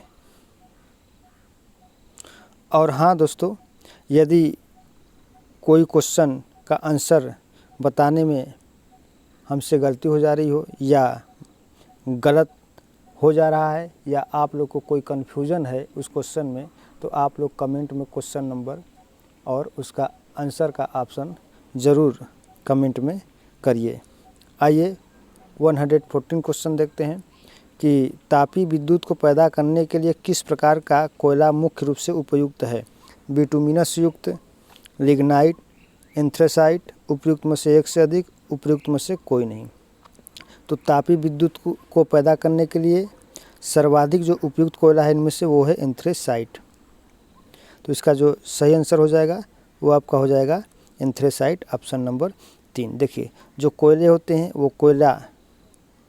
कोयले के प्रकार होते हैं। तो कोयले कुल 4 प्रकार के होते हैं। कौन कौन सा? पहला एंथ्रेसाइट, दूसरा बिटुमिनस, तीसरा लिग्नाइट और चौथा पीट कोयला। तो इन चारों में जो एंथ्रेसाइट कोयला होता है ये सर्वाधिक उत्तम कोटि का माने जाने वाला कोयला है, क्योंकि इनकी गुणवत्ता का मापन कार्बन के आधार पर होता है और एंथ्रेसाइट में 95% कार्बन की मात्रा पाई जाती है। फिर उसके बाद बिटुमिनस दूसरे नंबर पर सर्वाधिक गुणवत्ता वाला कोयला है। फिर तीसरे नंबर पर आपका लिग्नाइट है और चौथे नंबर पर आपका पीट है। चूँकि पीट बहुत ज़्यादा धुआं देता है और इसमें नमी की मात्रा होती है, इसमें कार्बन की मात्रा बहुत कम होती है। ये जलते समय धुआं देता है और तापमान कम देता है। तो इसका सही आंसर हो जाएगा एंथ्रेसाइट। और भी जान लीजिए कि जो बिटुमिनस से पूरे विश्व में सर्वाधिक मात्रा में बिटुमिनस प्रकार का कोयला पाया जाता है और भारत में भी सर्वाधिक मात्रा में बिटुमिनस प्रकार का कोयला पाया जाता है। इसके अलावा जो लिग्नाइट है, भारत में लिग्नाइट तमिलनाडु के नवेली क्षेत्र में पाया जाता है। आइए अब क्वेश्चन नंबर 115 पे चलते हैं। गोदावरी नदी और कृष्णा नदी के डेल्टाओं के बीच स्थित झील है। कोलेरू झील, पुलिकट झील, चिल्का झील, उपयुक्त में से एक से अधिक, उपयुक्त में से कोई नहीं। तो इसका जो सही आंसर है वो है कोलेरू झील, ऑप्शन नंबर 1। जो कोलेरू झील है यह आंध्र प्रदेश में है और एलुरु शहर के पास गोदावरी व कृष्णा नदी की डेल्टा के मध्य स्थित है और इस कोलेरू झील को भारत के रामसर साइटों में शामिल किया गया है। आइए क्वेश्चन नंबर 116 देखते हैं। यदि भारत में केंद्रीय विद्यालयों के खुलने का समय सुबह 7:30 बजे IST है तो 94 डिग्री पूर्वी देशांतर और सीहोर में क्रमशः 72 डिग्री पूर्वी देशांतर पर शून्य स्थानीय समय क्या होगा? दिया है ऑप्शन में 8:26 पूर्वाह्न और 6:54 पूर्वाह्न। दूसरा ऑप्शन है 8:20 पूर्वाह्न और 6:50 पूर्वाह्न। और तीसरा ऑप्शन है 8:16 पूर्वाह्न से 6:48 पूर्वाह्न। चौथा ऑप्शन है उपयुक्त में से एक से अधिक और पांचवा है उपयुक्त में से कोई नहीं। तो ये दोनों ऑप्शन तो हटा ही दीजिए, अब इन्हीं 1, 2, 3 में ही आप तय करें कि कौन सा होगा। आइए हम लोग इसको सॉल्व करते हैं। तो सॉल्व करने के लिए सबसे पहले आप लोग कुछ नियम जान लीजिए कि 1 डिग्री में 4 मिनट होता है। चूँकि पृथ्वी अपने अक्ष पर निरंतर घूमती है और कुल 360 डिग्री में विभाजित किया गया है। चूँकि इन्हीं को हम देशांतर रेखा भी कहते हैं। तो 360 डिग्री की देशांतर रेखा है और 360 डिग्री में इसको विभाजित किया गया है। तो पृथ्वी को 1 डिग्री अपने अक्ष से घूमने में कुछ 4 मिनट का समय लगता है, 4 मिनट का अंतर होता है। अब ये कहा जा रहा है कि 94 डिग्री पूर्वी देशांतर पर सीहोर में क्रमशः 72, हाँ यहाँ पर है, केंद्रीय विद्यालय खुलने का समय सुबह 7:30 बजे IST है। तो 94 डिग्री पूर्वी देशांतर और सीहोर में क्रमशः 72 डिग्री पूर्वी देशांतर पर शून्य स्थानीय समय क्या होगा? तो 94 का पहले निकाल लीजिए आप लोग। तो 94 का कितना आएगा? देखिए हमने बताया था अभी कि 1 डिग्री बराबर 4 मिनट का। तो 94 डिग्री बराबर कितना हो जाएगा? तो 94 में 4 का गुणा कर लीजिए, 4 चौका 16, हाथ लगा 1 और 9 चौका 36, 1 37, ये कितना आ गया आपका 376 आ गया। तो ये 376 क्या आया, मिनट आ गया। अब इसको आप लोग घंटे में डिवाइड कर दीजिए, तो 60 से भाग दे दीजिए, तो 6 के 36, 6 के 36 और बचा यहाँ पर एक 6 दूना 12। तो इस आधार पर इसका आप लोग कैलकुलेशन कर लीजिए। तो इसका जो सही आंसर आएगा वो आपका आ जाएगा 8:16 पूर्वाह्न और 6:48 पूर्वाह्न होगा।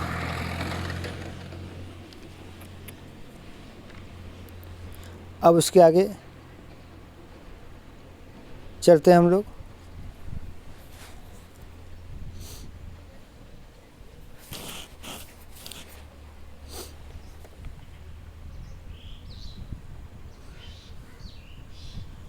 यदि आप लोग को ये सवाल न समझ में आया हो तो मैं फिर कभी इसको बता दूंगा, चाहे वीडियो के मैं अंत में बता दूंगा। आइए 117 नंबर क्वेश्चन हम लोग देखते हैं। निम्नलिखित में से किस उद्योग को फुटरूज उद्योग कहा जाता है? लोहा और इस्पात उद्योग को, इंजीनियरिंग उद्योग को, सूती वस्त्र उद्योग को, उपयुक्त में से एक से अधिक, उपयुक्त में से कोई नहीं। तो देखिए फुटरूज उद्योग क्या होते हैं? ऐसे उद्योग जिनके स्थानीयकरण के लिए किसी भी विशेष कच्चे माल की आवश्यकता न हो, और हाँ मुख्य कारण तो यही है, और ख़ास तौर पर बाज़ार की सुविधा उपलब्ध होनी चाहिए। तो देखिए लोहा और इस्पात उद्योग के लिए कच्चे माल की आवश्यकता तो है, तो ये फुटरूज उद्योग होगा नहीं। इंजीनियरिंग उद्योग में भी कच्चा माल की आवश्यकता हो सकती है। सूती वस्त्र उद्योग में भी कच्चे माल की आवश्यकता है, जैसे कपास है और शक्ति के साधन है, उसके साथ साथ जल की आपूर्ति है। तो इस आधार पर उपयुक्त में से कोई नहीं इसका सही आंसर होगा, उपयुक्त में से कोई नहीं। यदि यहीं पर दे दिया होता इलेक्ट्रॉनिक उद्योग, इलेक्ट्रॉनिक दिया होता तो ये फुटरूज उद्योग का सबसे उत्तम उदाहरण माना जाता है इलेक्ट्रॉनिक उद्योग। आइए क्वेश्चन नंबर 118 पे चलते हैं हम लोग। नागपुर में वर्षा कम होती है क्योंकि सह्याद्री पर्वत के कारण यह पवनाभिमुख पार्श्व में स्थित है। दूसरा ऑप्शन है अभी समुद्र पार्श्व में स्थित है। तीसरा ऑप्शन है प्रति पवन पार्श्व में स्थित है। उपयुक्त में से एक से अधिक, और पांचवा है उपयुक्त में से कोई नहीं। तो इसका जो सही आंसर है वो है आपका ऑप्शन नंबर 3, प्रति पवन पार्श्व में स्थित है। तो जो सह्याद्री पर्वत है, सह्याद्री जो नागपुर है वो सह्याद्री पर्वत के प्रति पवन पार्श्व में स्थित है ना। यानी कि कह सकते हैं कि नागपुर में सबसे कम वर्षा होने का मुख्य कारण ये है कि सह्याद्री पर्वत के प्रति पवन पार्श्व में यह नागपुर स्थित है। यानी कि जैसे मान लेते हैं ये पर्वत हो गया, कोई सह्याद्री पर्वत है, तो इसके प्रति पवन पार्श्व में नागपुर स्थित है, वे नागपुर है। अब वर्षा का जो वितरण है यह पश्चिमी घाट से होकर के प्रवाहित होता है, ऐसे चलता है, और जैसे से ऊपर जाता है वर्षा की मात्रा अधिक होती जाती है और यहाँ पे वर्षा हो जाती है। तो इस क्षेत्र में वर्षा होगी और इस क्षेत्र में बहुत कम वर्षा होगी, इसलिए यह प्रति पवन के जो है कि प्रति पवन पार्श्व की में स्थित होने के कारण नागपुर में वर्षा नहीं हो पाती है। आइए आगे देखते हैं क्वेश्चन नंबर 119 देखते हैं। सूची 1 का सूची 2 से मिलान करना है। ऑस्ट्रेलिया है, चीन है, फ्रांस है, वेस्ट इंडीज़ है। स्थानीय पवन का नाम पूछा है। तो देखिए ऑस्ट्रेलिया में बिली, चीन में टाइफून, फ्रांस में मिस्टर, ये ठंडी हवा है, और वेस्ट इंडीज़ में ये हरिकेन। तो एक दूसरा राइट ऑप्शन मिल गया यहाँ पर। आइए 20 नंबर देखते हैं। 120 नंबर, बुलर झील, हरिके सांभर झील और केबुल रामजाओ में समानता कारक क्या है? वन्य जीव अभ्यारण्य, आर्द्र भूमि, राष्ट्रीय उद्यान, उपयुक्त में से एक से अधिक, उपयुक्त में से कोई नहीं। तो इसका जो सही आंसर है वो है आपका जो बुलर झील, हरिके सांभर झील और केबुल रामजाओ में जो सामान्य कारक है वो है आर्द्र भूमि। तो इसका सही आंसर हो जाएगा ऑप्शन नंबर 2, आर्द्र भूमि। तो बुलर झील, हरिके बराज, सांभर झील और केबुल रामजाओ अंतर्राष्ट्रीय महत्व की ये आर्द्र भूमि है, जिन्हें रामसर स्थल में शामिल किया गया है। और रामसर क्या है, तो रामसर ईरान का एक शहर है और 1971 में रामसर में आर्द्र भूमि संरक्षण और सतत उपयोग के लिए एक अंतर्राष्ट्रीय संधि पर हस्ताक्षर किए गए थे। आइए अब क्वेश्चन नंबर देखते हैं 121। भूमंडलीय जलवायु परिवर्तन का मुख्य कारण है वायुमंडल में कार्बन डाइऑक्साइड की मात्रा में वृद्धि। फिर दूसरा ऑप्शन है औद्योगिक गैसों का उत्सर्जन। तीसरा ऑप्शन है धूल में वृद्धि। चौथा है उपयुक्त में से एक से अधिक और पांचवा है उपयुक्त में से कोई नहीं। पूछा जा रहा है कि भूमंडल जलवायु परिवर्तन का मुख्य कारण है वायुमंडल में कार्बन डाइऑक्साइड की मात्रा में वृद्धि, औद्योगिक गैसों का उत्सर्जन, धूल में वृद्धि, उपयुक्त में से एक से अधिक। तो देखिए यहाँ पर जो इसका जो सही आंसर होगा, भूमंडलीय जलवायु परिवर्तन का जो मुख्य कारण पूछा जा रहा है वो मुख्य कारण वायुमंडल में कार्बन डाइऑक्साइड की मात्रा में वृद्धि। चूँकि एक तरफ देखिए औद्योगिक गैसों का उत्सर्जन भी दिया है, तो इन औद्योगिक गैसों के औद्योगिक क्षेत्रों से भी क्या होता है कि कुछ कार्बन डाइऑक्साइड गैसों का उत्सर्जन होता रहता है, लेकिन यहाँ पे मुख्य कारण पूछा जा रहा है तो वायुमंडल में कार्बन डाइऑक्साइड की मात्रा में वृद्धि। अब वो जो वृद्धि हो रही है, अब वो वृद्धि औद्योगिक क्षेत्रों से भी हो सकता है, वह वृद्धि नगरीय क्षेत्रों से भी हो सकता है, वह वृद्धि मोटर वाहनों से भी हो सकता है। तो इस आधार पर सही आंसर इसका हो जाएगा वायुमंडल में कार्बन डाइऑक्साइड की मात्रा में वृद्धि। अब आइए देखते हैं क्वेश्चन नंबर 121।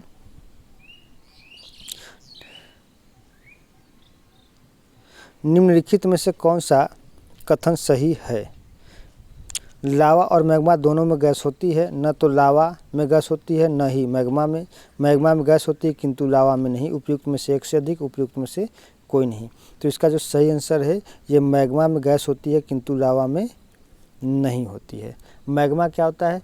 धरातल के नीचे जो ज्वालामुखी पदार्थ है उसको हम मैग्मा कहते हैं। अब जब वही मैग्मा धरातल के ऊपर आता है और एक चादरी रूप में धरातल के ऊपर बिछ जाता है तो उसको हम लावा कहते हैं।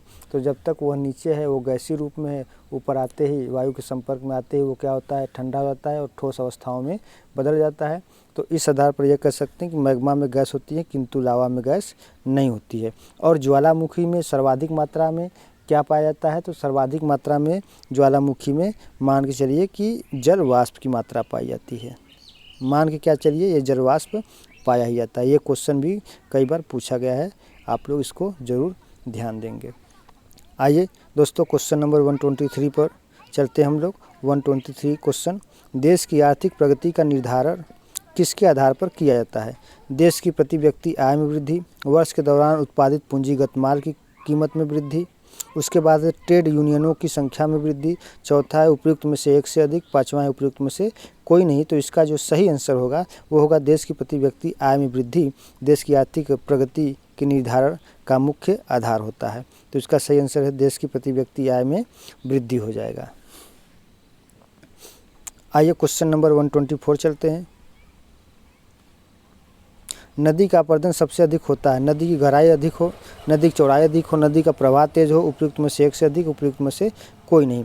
तो नदी का अपरदन सबसे अधिक कब होगा? नदी का अपरदन सबसे अधिक होता है जब नदी का प्रवाह तेज होता है, तो वहाँ पर नदियों के द्वारा सर्वाधिक अपरदन होता है। जैसे जहाँ पे नदी की युवावस्था है उन क्षेत्रों में नदियों ने चट्टानों को काट काट के बहुत गहरे गहरे गार्ज का निर्माण किया है।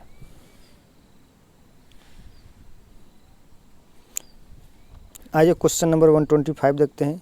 जननांकी अभिलक्षणों के आधार पर भारत का वर्गीकरण जनसंख्या चक्र के किस चरण में किया गया है? आरंभिक विस्तारशील चरण में, उच्च स्थिर चरण में, विलंबित विस्तारशील चरण में, और चौथा है उपयुक्त में से एक से अधिक, पांचवा उपयुक्त में से कोई नहीं। तो इसका जो सही आंसर होगा वो विलंबित विस्तारशील चरण हो जाएगा। तो जननांकिकी अभिलक्षणों के आधार पर भारत का वर्गीकरण जनसंख्या के विलंबित विस्तारित चरण में किया जाता है। और इसके अलावा भारत जननांकी संक्रमण के 4 विस्तृत चरणों में से 2 चरणों को पार कर चुका है और 1951 के बाद पहली बार वास्तविक जनसंख्या वृद्धि दर 2% से कम हो गई थी और 1951 के बाद से भारत जननांकी संक्रमण के तृतीय यानी कि तीसरे चरण में प्रवेश कर चुका है और अब प्राकृतिक वृद्धि दर में गिरावट की प्रवृत्ति शुरू हो गई है। तो इस प्रकार इसका जो सही आंसर होगा वो आपका होगा विलंबित विस्तारशील चरण। पूछा जाएगा कि वर्तमान में भारत जननांगी संक्रमण की किस अवस्था में प्रवेश कर चुका है? तो यह तीसरे अवस्था में प्रवेश कर चुका है। आइए क्वेश्चन नंबर 126 देखते हैं।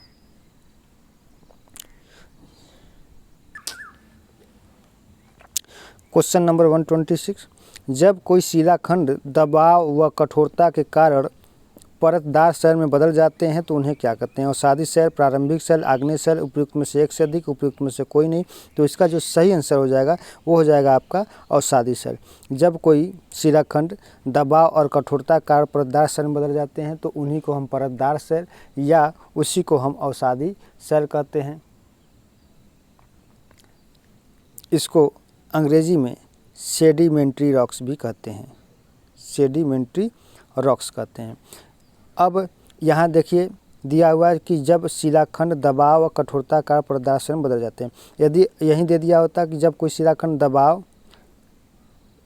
व कठोरता तो दबाव के साथ साथ यदि कठोरता की जगह तापमान दे दिया होता तो वह शैल किस में परिवर्तित हो जाता है? तो वह शैल जो है कि आपका कायांतरित या रूपांतरित चट्टानों में परिवर्तित हो जाता है। अब देखिए शैल का अपना एक चक्र होता है जिसको हम शैल की चक्र के नाम से या रॉक्स साइकिल के नाम से जानते हैं। तो ऐसा माना जाता है कि सर्वप्रथम पृथ्वी पर आग्नेय चट्टानों का आविर्भाव हुआ, आग्नेय चट्टान निर्मित हुए। इस कारण से हम आग्नेय चट्टान को प्रारंभिक चट्टान या प्राथमिक चट्टान भी कहते हैं। अब जब वो चट्टान बन गए, इसे मान लेते हैं कि सबसे पहले यह एक कोई आग्नेय चट्टान बना, यह एक आग्नेय चट्टान हो गया। अब इस आग्नेय चट्टान पर बाह्य प्रक्रमों के कारण इसका अपक्षय हुआ, अपर्दन हुआ। अब यहाँ से जो है कि अपर्दन कारण इस चट्टान के कुछ टुकड़े एक स्थान से दूसरे स्थान पर जाकर के स्थानांतरित किए गए। जब स्थानांतरित हुआ तो इस पर दाब की क्रिया हुई। जब दाब की क्रिया हुई तो यह चट्टान जो है कि दूसरे रूप में परिवर्तित हो गया, जिसे हम अवसादी चट्टान कहते हैं। जब दाब इस पर दाब पड़ा तो यह अवसादी चट्टान हो गया। अब इसी अवसादी चट्टान का जो है कि ताप और दाब की क्रिया हुई इस अवसादी चट्टान पर, तो इस अवसादी चट्टान पर जब ताप दाब की क्रिया हुई तो यह कायांतरित में बदल गया, कायांतरित में बदल गया या रूपांतरित में बदल गया। अब इन्हीं कायांतरित चट्टानों पर जब अत्यधिक ताप की क्रिया हुई तो यह कायांतरित चट्टान फिर से पिघल गए और लावा में मैग्मा में परिवर्तित हो गए और फिर पुनः यह धरातल के ऊपर जब आए ठंडा होकर के ठोस हो गए तो ये फिर से आग्नेय चट्टान बन गए। तो इस प्रकार से चट्टानों का अपना एक साइकिल चलता रहता है और इसी तरह से चट्टान बनते रहते हैं और बिगड़ते रहते हैं। सबसे पहले आग्नेय चट्टान बनता है, फिर आग्नेय चट्टान से अवसादी चट्टान बनता है, फिर अवसादी चट्टान से कायांतरित चट्टान बनता है, फिर कायांतरित चट्टान पुनः आग्नेय चट्टानों में परिवर्तित हो जाता है। तो जैसे मान लेते हैं कि जो बालू का पत्थर है वो अवसादी चट्टान है तो उसका कायांतरित रूप क्या हो जाएगा? तो क्वार्टजाइट हो जाएगा। इसी प्रकार जो आपका चाक है तो ये संगमरमर में परिवर्तित हो जाता है। तो संगमरमर क्या है? एक प्रकार का कायांतरित चट्टान है। अब आइए 127 क्वेश्चन देखते हैं। निम्नलिखित में से कौन से वनों की पत्तियों के गिरने का निश्चित समय नहीं होता, इसलिए वे कभी अनावृत नहीं दिखते? शीतोष्ण सदाबहार, शीतोष्ण पर्णपाती, उष्णकटिबंधीय सदाबहार या उपयुक्त में से एक से अधिक दिया है और पांचवा दिया उपयुक्त में से कोई नहीं। तो इसका जो सही आंसर है वो है आपका क्वेश्चन क्या कह रहा है कि कौन से वनों की पत्तियों के गिरने का निश्चित समय नहीं होता है इसलिए वे कभी अनावृत नहीं दिखते हैं। तो ऐसे वनों को हम उष्णकटिबंधीय सदाबहार वन के नाम से जानते हैं। ये साल भर हरे भरे दिखाई देते हैं। इनकी पत्तियां गिरती हैं लेकिन कोई विशेष मौसम में नहीं गिरता। जैसे हमारे यहाँ भारत में ये उष्णकटिबंधीय जलवायु है तो यहाँ पर जो है कि एक विशेष मौसम में पेड़ पौधे अपने पत्तियों गिरा देते हैं, लेकिन उष्णकटिबंधीय सदाबहार वनों में ऐसा देखने को नहीं मिलता है। ये अपनी पत्तियों को हमेशा गिराते रहते हैं, अटेंडम रूप में जो है कि गिराते रहते हैं और नई नई पत्तियां आती रहती हैं, इसलिए ये हमेशा हरे भरे दिखाई देते रहते हैं। और उष्णकटिबंधीय सदाबहार वन वहाँ पाए जाते हैं जहाँ पर वार्षिक वर्षा 200 सेंटीमीटर से अधिक होती है। जैसे भारत में पश्चिमी घाट हो गया, फिर इधर उत्तरी पूर्वी राज्य हो गए, फिर अंडमान निकोबार हो गया, तो यहाँ पर वर्षा 200 सेंटीमीटर या इससे अधिक होती है और यहाँ के पेड़ पौधे सदैव सदाबहार रहते हैं, हरे भरे रहते हैं। इन्हीं को उष्णकटिबंधीय सदाबहार वन कहते हैं। आइए अब क्वेश्चन नंबर 128 पर चलते हैं। प्रधानमंत्री की उज्ज्वला योजना किससे संबंधित है? सामाजिक रूप से पिछड़े वर्गों के एलपीजी गैस के वितरण से, अनुसूचित जाति और अनुसूचित जनजाति के सदस्यों की निःशुल्क बिजली के कनेक्शन देने से, बच्चों को बृहत स्तर पर प्रतिरक्षण के अभियान से, उपयुक्त में से एक से अधिक, उपयुक्त में से कोई नहीं। तो इसका जो सही आंसर है वो है आपका प्रधानमंत्री की जो उज्ज्वला योजना है यह आपका सामाजिक रूप से पिछड़े वर्गों के एलपीजी गैस के वितरण से संबंधित है। तो नरेंद्र मोदी सरकार द्वारा 1 मई 2016 को उत्तर प्रदेश के बलिया जिले से यह योजना आरंभ की गई थी और इस योजना के तहत जो है कि सामाजिक रूप से पिछड़े वर्गों के लिए एलपीजी गैस का जो है कि कनेक्शन फ्री में दिया जा रहा था। अब आइए क्वेश्चन नंबर 129 देखते हैं। कृषि की एक पद्धति जिसमें व्यापक स्तर पर आधुनिक आगतों का उपयोग अधिक उत्पादकता प्राप्त करने के लिए किया जाता है कहलाती है स्थानांतरित कृषि, निर्वाह कृषि, वाणिज्यिक खेती, उपयुक्त में से एक से अधिक, उपयुक्त में से कोई नहीं। तो इसका जो सही आंसर हो जाएगा वो आंसर नंबर 3, ऑप्शन नंबर 3 का हो जाएगा वाणिज्यिक खेती। क्वेश्चन भी है कि कृषि की एक पद्धति जिसमें व्यापक स्तर पर आधुनिक आगतों का उपयोग अधिक उत्पादकता प्राप्त करने के लिए किया जाता है उसे हम वाणिज्यिक खेती कहते हैं। इसके अंतर्गत यानी कि इसके अंतर्गत ये आपका ये रोपड़ की कृषि भी आता है और इस रोपड़ कृषि में भी वाणिज्य फसलें ही उगाई जाती हैं जिसमें आपका तंबाकू हो गया, गन्ना हो गया, है ना, काफ़ी हो गया, ये सभी रोपड़ कृषि के अंतर्गत आती हैं और ये सभी वाणिज्य खेती के अंतर्गत किया जाता है। तो इसका सही आंसर क्या हो जाएगा? वाणिज्यिक खेती। आइए देखते हैं क्वेश्चन नंबर 130 को। यहाँ पे बाघ अभ्यारण्य दिया है और राज्य दिया है और फिर दिया है कि कौन सा मेल खाता है, उपयुक्त में से कौन सा सही ढंग से मेल खाता है। तो यहाँ पर देखिए कॉर्बेट नेशनल पार्क ये कहाँ पे है? ये आपका उत्तराखंड में है, ये बिल्कुल मेल खाता है। फिर उसके बाद सुंदरबन नेशनल पार्क कहाँ है? ये पश्चिम बंगाल में है, ये भी मेल खाता है। बांधवगढ़ राष्ट्रीय उद्यान, तो ये जो बांधवगढ़ राष्ट्रीय उद्यान है ये मेल नहीं खाता है, यह राजस्थान में नहीं है।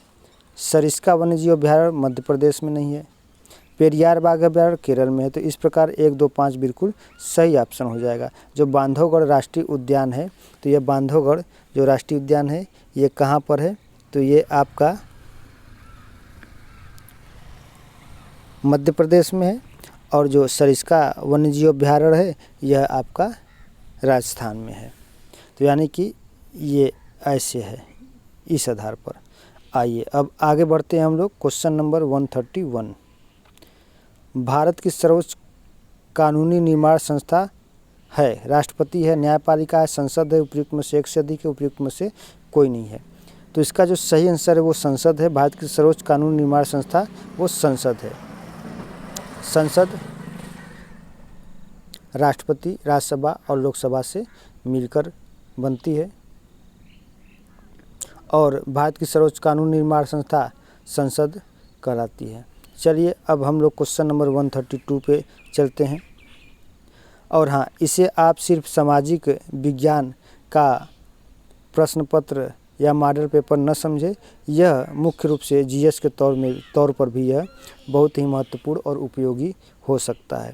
आइए क्वेश्चन नंबर 132 देखते हैं। निम्नलिखित में से वह वर्ग कौन सा है जिसके अंतर्गत सरकारी कर्मचारियों द्वारा हड़ताल से संबंधित वार्ता रणनीति आती है?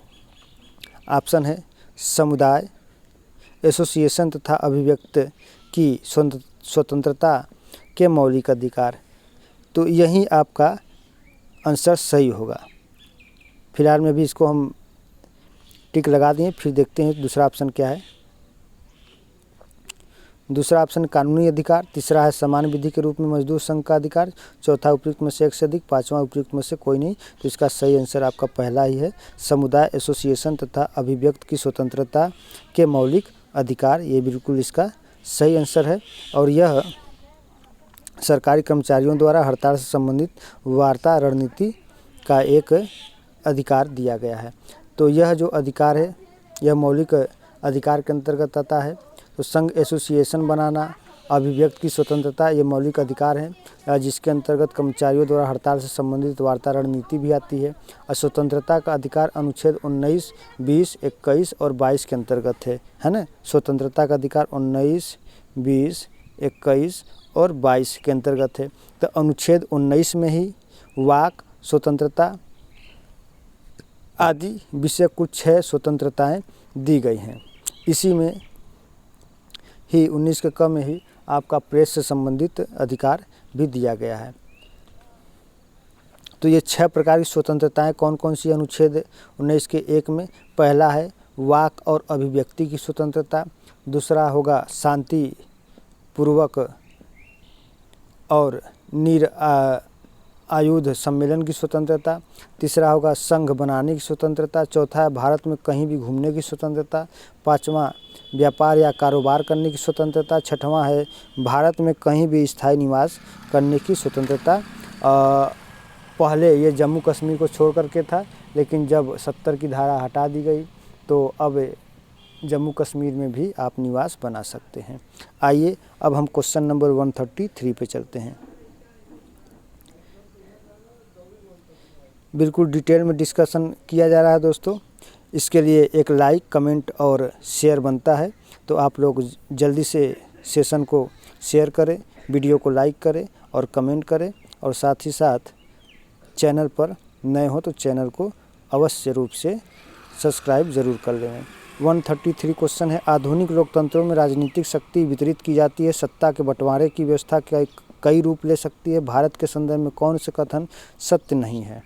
आइए देखते हैं कि कौन सा कथन सत्य नहीं है।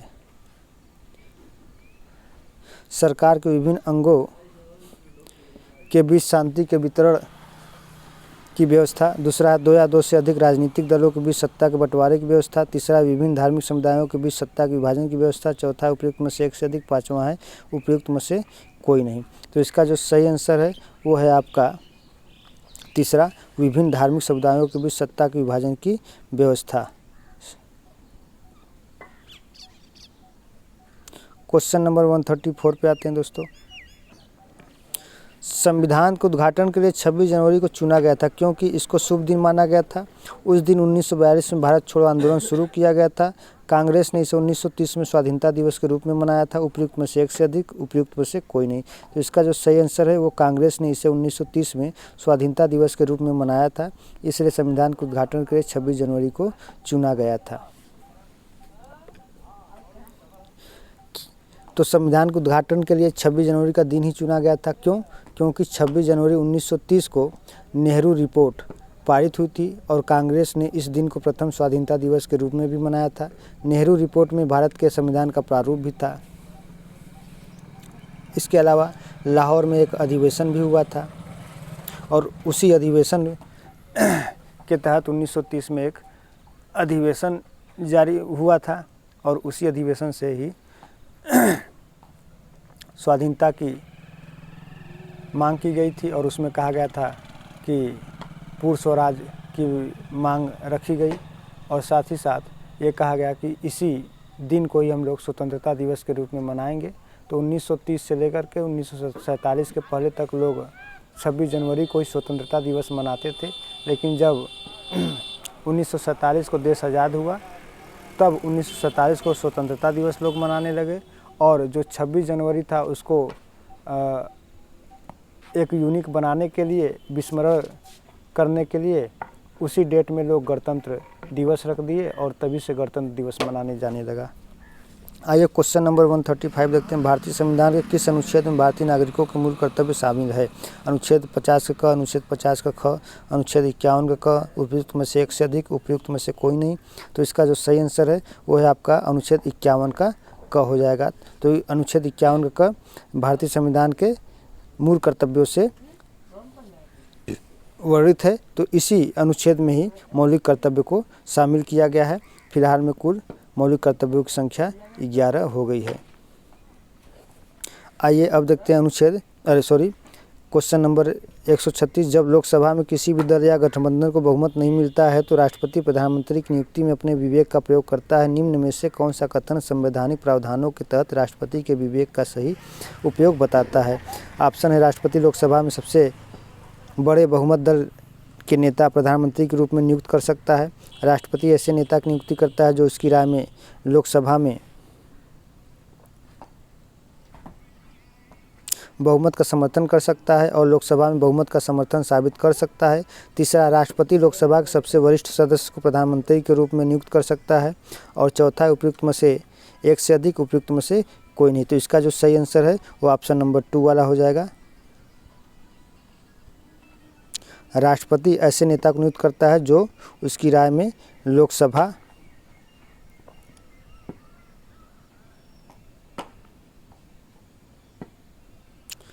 बहुमत का समर्थन कर सकता है और लोकसभा में बहुमत का समर्थन साबित कर सकता है। ये वाला ऑप्शन बिल्कुल सही हो जाएगा। आइए क्वेश्चन नंबर 137 चलते हैं। निम्न में से कौन सा कथन लोकसभा के बारे में सही है? यह भारत के द्विसदनीय संसद का ऊपरी सदन है। भारत के संविधान द्वारा आवंटित सदन की अधिकतम शक्ति 545 है। भारत के राष्ट्रपति द्वारा एंग्लो इंडियन समुदाय के 2 सदस्यों को नामित किया जाता है। उपयुक्त में से एक से अधिक, उपयुक्त में से कोई नहीं। तो इसका जो सही आंसर है वो है आपका 137 का ऑप्शन नंबर 3। भारत के राष्ट्रपति द्वारा एंग्लो इंडियन समुदाय के 2 सदस्यों को नामित किया जाता है। निम्न में से कौन सा कथन लोकसभा के बारे में सही है? तो यही बिल्कुल सही है, लेकिन अब फिलहाल में अब एंग्लो इंडियन को भी समाप्त कर दिया गया है। तो आइए इस पर हम एक बार डिस्कशन कर लेते हैं 137 का।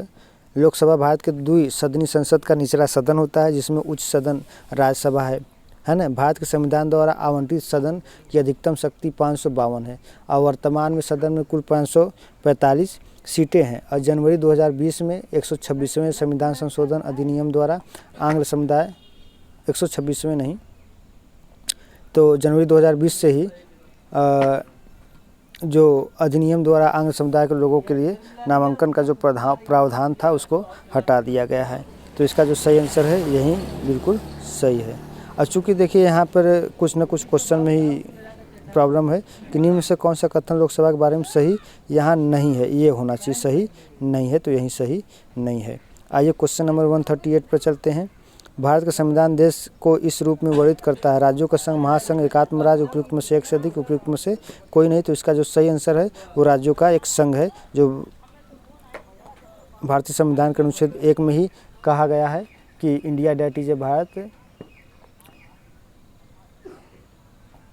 यानी कि भारत राज्यों का एक संघ होगा। चलिए अब चलते हैं क्वेश्चन नंबर 139 पर। भारत का राष्ट्रपति चुना जाता है संसद के दोनों सदनों के सदस्यों द्वारा। संसद के दोनों सदनों और राज्यों विधानमंडलों के सदस्यों द्वारा। संसद के दोनों सदनों के निर्वाचित सदस्यों और राज्य विधानसभाओं के निर्वाचित सदस्यों द्वारा। तो यही इसका ऑप्शन हो जाएगा, ऑप्शन नंबर 3 हो जाएगा। भारत का राष्ट्रपति संसद के दोनों सदनों के निर्वाचित सदस्य और राज्य विधानसभाओं के निर्वाचित सदस्यों द्वारा चुना जाता है। आगे है क्वेश्चन नंबर 140। निम्न में से कौन से 2 कथन भारत में पंचायती राज व्यवस्था के कार्यान्वयन का सही तस्वीर पेश नहीं कर रहे हैं? पंचायती राज ने भारतीय लोकतंत्र में महिलाओं के प्रतिनिधित्व और उपस्थिति को बढ़ाया है। राज्य सरकारों ने पंचायती राज संस्थानों को महत्वपूर्ण शक्तियां हस्तांतरित की है। सी है, पंचायती राज संस्थाओं को पर्याप्त संसाधन दिए गए हैं। और डी है, पंचायती राज ने हमारे देश में लोकतंत्र को गहरा करने में मदद की है। तो इसका जो सही आंसर हो जाएगा वो हो जाएगा आपका, यहाँ पे ऑप्शन दिया होगा ए एवं बी, बी एवं सी, सी एवं डी। तो इसका जो सही आंसर होगा वो आपका बी और सी वाला हो जाएगा। देखिए यहाँ पर क्वेश्चन नंबर देखते हैं कि निम्न में से कौन से 2 कथन भारत में पंचायती राज व्यवस्था के कार्यान्वयन की सही तस्वीर पेश नहीं कर रहे हैं? तो बी और सी, राज्य सरकार, और ये पंचायती राज वाला। आगे बढ़ते हैं। ग्राम पंचायत के चुने हुए सदस्य उप मुखिया का चुनाव करते हैं। उप मुखिया के निर्वाचन के संदर्भ में निम्न में से कौन सा वक्तव्य सही नहीं है? थोड़ा सा फास्ट चलते हैं, मैं ऑप्शन यहाँ पे नहीं पढ़ूंगा। तो इसका जो सही आंसर होगा आप लोग यहाँ से देख लीजिए। तो इसका सही आंसर हो जाएगा निर्वाचन, उप मुखिया के निर्वाचन में मुखिया मतदाता नहीं होगा, यही इसका सही आंसर है। आगे बढ़ते हैं। क्वेश्चन नंबर 142 देखते हैं। भारतीय संविधान का कौन सा अनुच्छेद अस्पृश्यता का उन्मूलन करता है और किसी भी रूप में इसके व्यवहार का निषेध करता है? अनुच्छेद 17 में इस बात का वर्णन किया गया है। 143 देखते हैं। निम्न में से कौन सा विषय भारतीय संविधान की समवर्ती सूची में शामिल है? 1 ट्रेड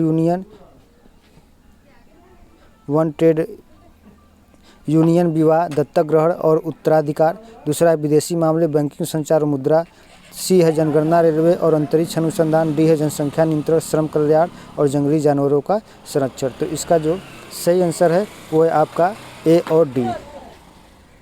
ऑप्शन नंबर 3 में दिया है ए और डी। समवर्ती सूची में शामिल है तो ये वन ट्रेड यूनियन, विवाह, दत्तक ग्रहण, उत्तराधिकार, जनसंख्या नियंत्रण, श्रम कल्याण और जंगली जानवरों का संरक्षण।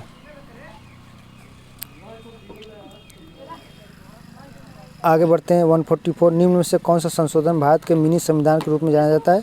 तो इसी को 42वां संविधान संशोधन कहते हैं। जो 42वां संविधान संशोधन हुआ था वो 1976 में हुआ था। इस संविधान संशोधन के तहत बहुत सारे जो है कि संशोधन किए गए थे, इसलिए इसको मिनी संविधान के नाम से भी जाना जाता है। Question number 145। निम्न में से कौन सा कथन ग्राम सभा के सचिव के लिए सही नहीं है? ग्राम पंचायत में एक सचिव होता है जो ग्राम पंचायत का भी सचिव होता है। यह व्यक्ति निर्वाचित व्यक्ति नहीं होता है बल्कि इसे सरकार द्वारा नियुक्त किया जाता है। सचिव बैठक बुलाने तथा कार्रवाई का रिकॉर्ड रखने के प्रति जिम्मेदार होता है। तो कौन सा कथन है जो सही नहीं है? ग्राम पंचायत में एक नवीन सचिव होता है जो ग्राम पंचायत का भी सचिव होता है, यही इसमें गलत है।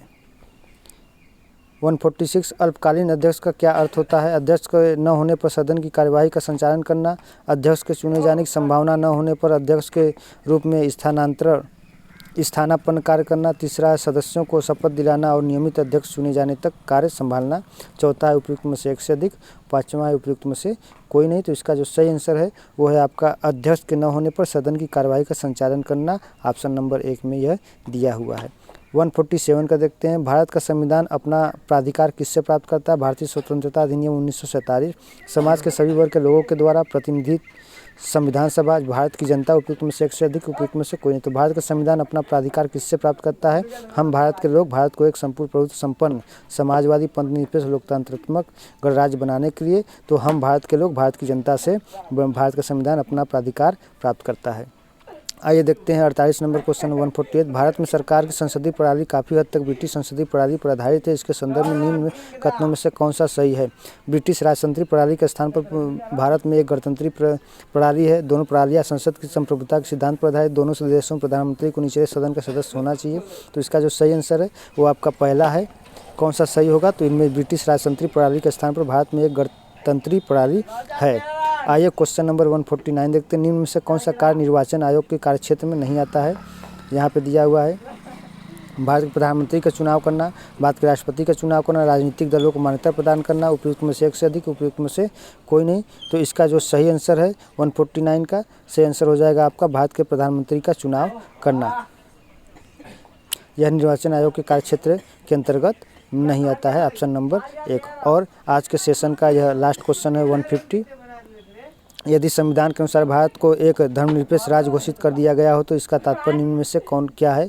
धार्मिक उपासना की अनुमति नहीं है। धर्मों का संरक्षण राज्य द्वारा किया जाता है। राज्य धर्मों को नागरिक का निजी मामला समझता है और इस आधार पर कोई भेदभाव नहीं करता है। उपयुक्त में से एक से अधिक, उपयुक्त में से कोई नहीं। तो इसका जो सही आंसर हो जाएगा राज्य धर्मों को नागरिक का निजी मामला समझता है और इस आधार पर कोई भेदभाव नहीं करता है। यही धर्मनिरपेक्ष राज्य घोषित कर दिया गया।